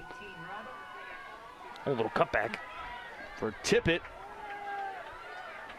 And forward progress denied. What a great job by this Pittsburgh defense. I mean, for how successful the Cougars offense had been this year, and then to what Pittsburgh's defense has done all season, and it's been another dose of that. I mean, even DC had so much success, and their offense did not work the way that it normally does. They just had enough, but to give everybody a perspective here, if you maybe just watch the Pro Division, we watch them all, and so should you. But if you're just watching the Pro Division, Cincinnati this year, who will be in the Pro Division eventually, they went 80 points in week 1, 46 week 2, 40 week 3, 41, 46. I mean, they haven't scored at least 40 points every single game. We do have a flag on the play, but holding this team to right now 26 points, how talented they are, is unbelievable. Here's the other, on the flip side of that, Damon. The most points they had allowed coming into tonight was 18 to the Derby City Dynamite.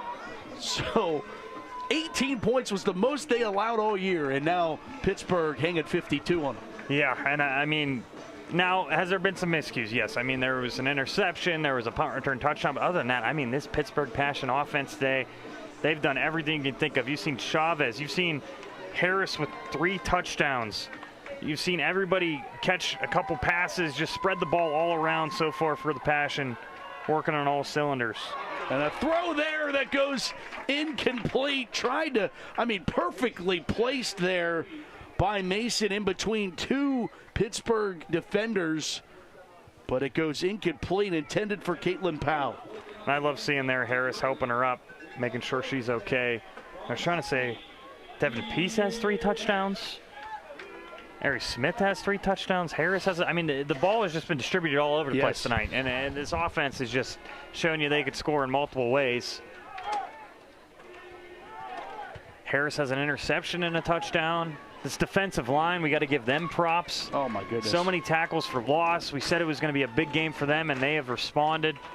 Seiko's had another great game.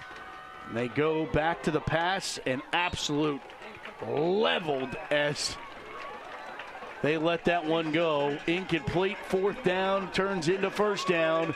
A Pittsburgh Passion get a turnover on downs and hold out the Cougars of the end zone. With now 9:38 to play in regulation. See Tippett a little bit shaken up here, going to get some water. So you have some changing on the defense here for Cincinnati, and now the Passion get the ball back, Matt, with the clock churning, 9:25 to go. Again, we've talked about it all night long, but what a response for the Passion going into playoffs. It's been a fun one.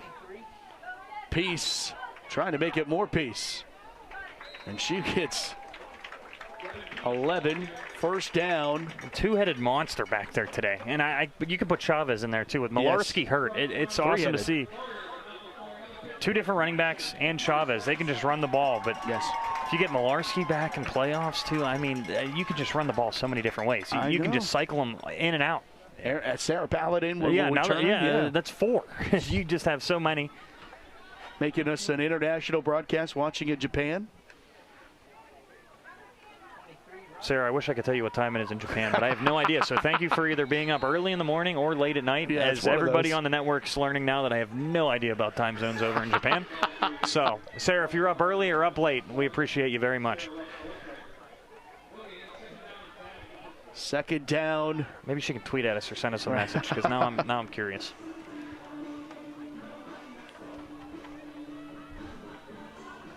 I'm pretty sure that's fact checkable. Yep, we're going to look. Okay.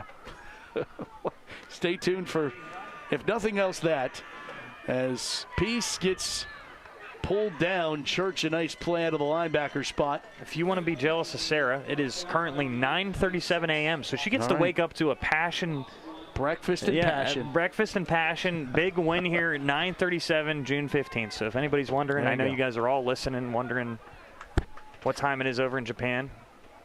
I have now educated you, so we are good.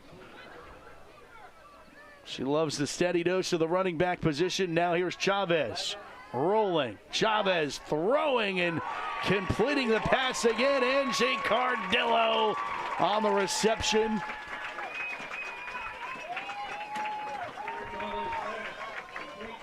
One of the most soft-spoken individuals I've ever met, Damon, but she is a gamer when she gets an opportunity. You see Jana Meister down there on the... I love how she's cheering on all the wide receivers. She's had, no, everybody's getting in different catches today, and it's awesome. She leads that wide receiver room, so watching everybody eat here today, putting a smile on her face. Here's Chavez. Marcelina pulled down inside the 40. Cincinnati territory, and Pittsburgh wants to add more here before this one's over. Right here, they ran this read option to a T. Actually fooled the defender, tackled the running back, so then Chavez has up the middle, completely open, and then when she gets to that second level, you know she's going to make somebody pay. Almost scores another touchdown here. And Passion, I think they're trying to get this clock moving, but they're so dangerous on offense. You know, they're gonna score again if they keep going at this pace. Another beautiful shot, from the drone. I'm gonna learn how to drive one of those, or fly. Yeah, fly one of these one of those days. Well, yeah, we'll start with terminology. Yeah, for you. that might be important. It's Devin Peace, kind of the forearm shove to the 32-yard line. Maybe I should stick in the broadcast booth. I'd prefer you up here. Okay, all right. Well, I can multitask. Yeah, I don't know if I want you. And the drone's on the field. And into the hill. Yep. So right. You know, we'll keep everything status quo. Well, how about the lady who's driving this offense, and Chavez on the field, but Lisa Horton off of it in terms of coordinator position. Is Chavez going to get another opportunity to turn the corner? There's a flag down. Chavez is going to go into the end zone, but this one's going to probably come back. And Chavez, she goes, come on, I just wanted one more touchdown. Yeah, it looks like it's going to be a hold on that right side. Going to replay right here. Another read option.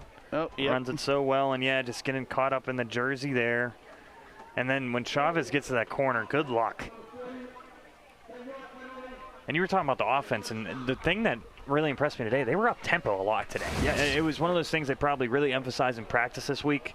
We didn't see it as much last week, so this week, I mean, they're ready to go on the line of scrimmage pretty much, and they've been just running, I would say, 2 or 3 plays every minute. And if you're a defense, you just start scrambling. You're like, what is going on? We can't even get set. Second down and 1 after the penalty. 5 minutes to go. Passion came in with 26 penalties. Devin Peace to the 15. First down from there. But another thought on Lisa Horton. I mean, one of the all-time great quarterbacks. Oh. I mean, was on SportsCenter top 10 plays, could do it with her arm, could do it with her legs.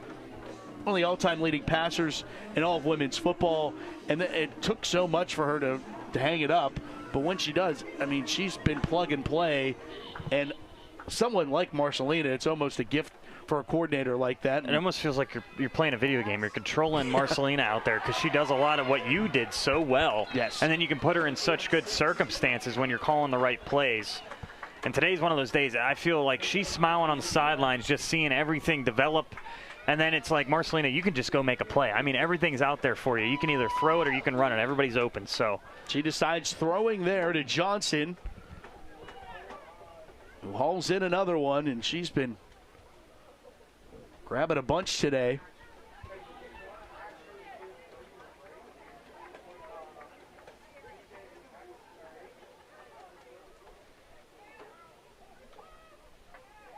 Bragg on the jet motion. Bragg down to the 1. First down, Pittsburgh. First and goal at the 1.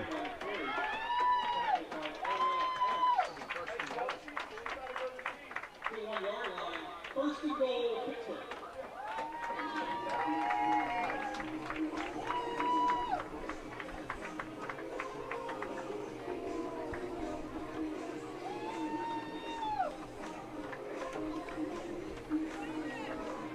Pittsburgh will have a first down and goal. And guess Push who? for Chavez, who's into the end zone for another passing touchdown and a clincher. Pittsburgh going to stay and home sweet home for the postseason. Way to cap off the year exactly how you thought it would end your regular season. Chavez punching it into the end zone. 59 points potentially for the Pittsburgh Passion. What a response again this week, Matt. Just everything going right for him on the offensive side of the football. Such an impressive week here for the Passion after that defeat last week. Couple doubters, but no. I mean, the Passion are ready for playoffs, and they're doing everything right. They get a week off. They get a week of practice.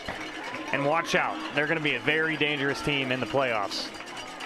Yeah, if there was any doubt, it's Pittsburgh certainly removed it here tonight.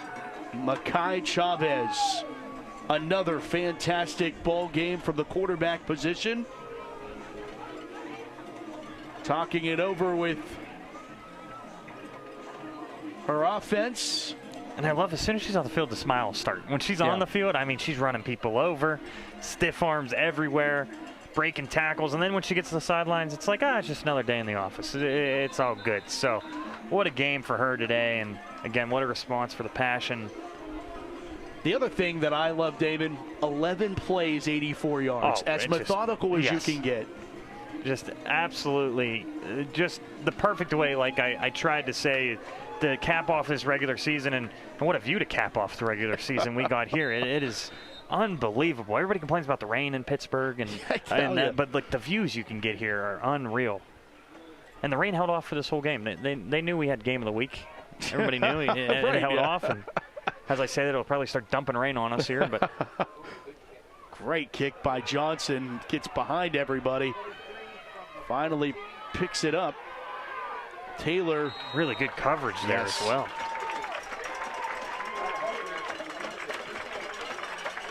(59-26). Pittsburgh going to hand Cincinnati their first loss of the season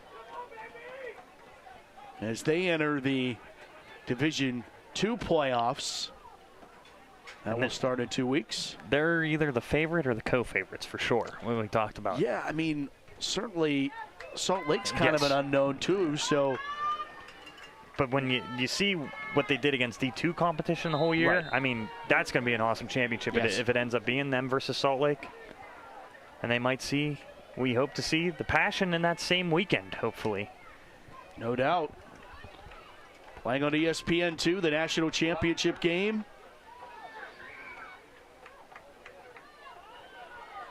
Last weekend of July from the Pro Football Hall of Fame in Canton, Ohio.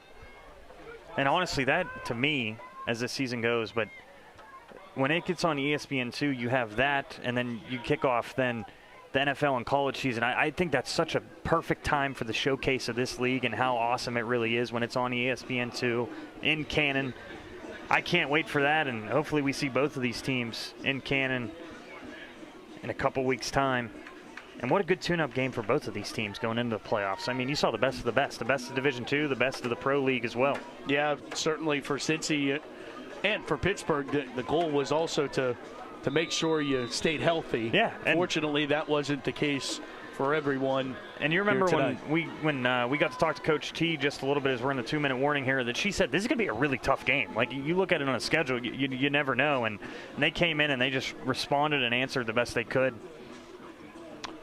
All right, 2 minutes. We'll come back with more after this on Sportsnet Pittsburgh.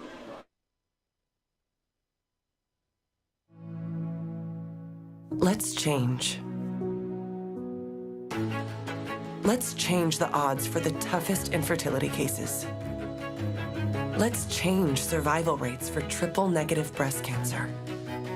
Let's change outcomes for moms struggling with opioid addiction. Let's change the gender bias in medical research. Let's change the way the world treats women at McGeeWomens.org. 2 minutes to play as the sun sets on a WFA regular season. 59-26. Pittsburgh leads it over Cincinnati. With David McDermott, Matt Fargo with you tonight and your WFA game of the week as they go back to Akabaku. And I'm sure there's going to be some questions on how would have this game played out if Kiana Williams played the whole game. I think would have been closer, no question, but I do think Pittsburgh started to show a little bit of separation from an offensive and defensive perspective. Well, if you even remember that play, I mean, she was getting swarmed by 4 or 5 defenders trying to switch field. It seemed like they finally started to figure out, like, okay, we just got to keep an outside contained and make her go back to the middle of the field. And then the Pittsburgh offense. I know you got a couple good field positions because of the punts, but I mean, there was no stopping this Pittsburgh offense today either, Matt, and putting up 59 points against this team. Is a team that only surrendered the most, what did you say, 18 points this year? Yeah. So it's just one of those where passion, we're firing all cylinders today, and Cincinnati kind of just ran into a buzzsaw. This 26 points will rank second most for the Pittsburgh passion giving up this season. DC 27 in a losing effort. So the two most, it works when the offense is clicking and Pittsburgh defense is only giving them up about 2 or 3 touchdowns a game.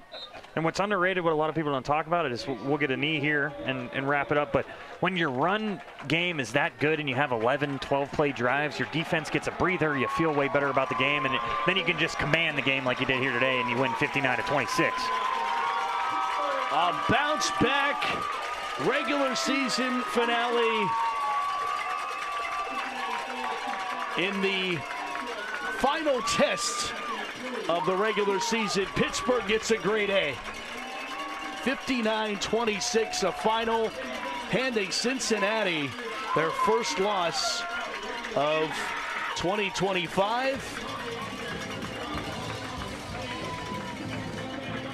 And a beautiful look here at Slippery Rock, Pennsylvania. And some really great views both in the sky and on the field. Yeah, and what a performance again by the Passion as we get through the handshake line. But again, Matt, one of these games, it started out, you didn't know what was going to happen.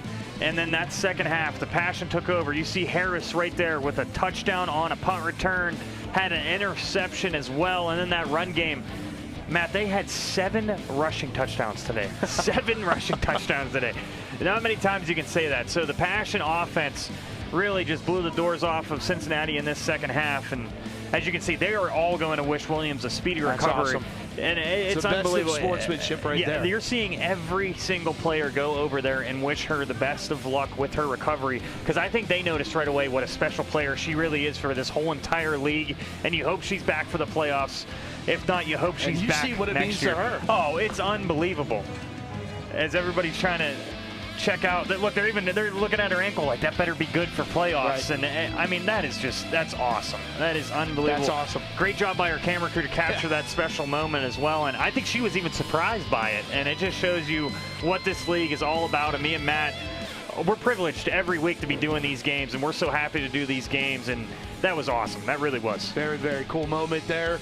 That just goes to show you how special this WFA league is and what a sisterhood it is in terms of these ladies playing for the love of the game.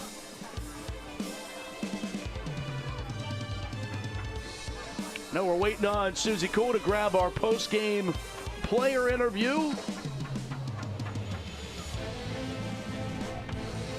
And I know for Dana Harris, Doc Harris in attendance tonight too, but we talked to Dana Harris on that close victory 2 weeks ago against Tampa. She said, I can't do these close games. So this one had to be a little easier on the heart. And Susie is getting ready to... Susie might be in the middle of that huddle right now as they're jumping up and down some victory. Susie has Tiana Cash down on the sidelines. Let's go down to Susie.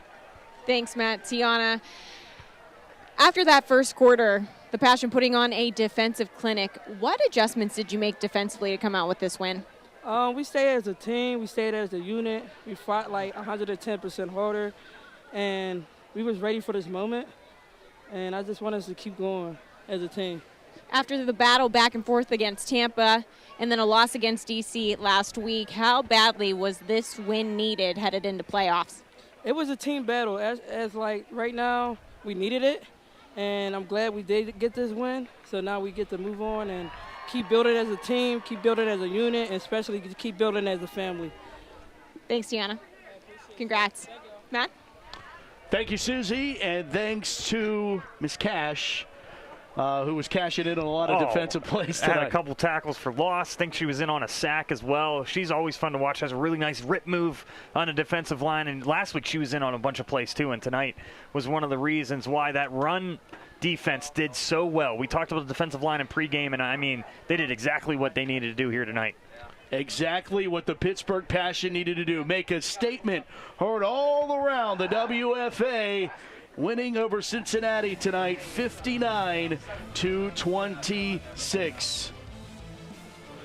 For our producer, Gino Bonity, director Ryan Milan, and our entire JRM video production crew, for Damon McDermott, I'm Matt Fargo saying thanks so much for watching. We'll talk to you next time on another edition of the Pittsburgh Passion. Good night, everybody.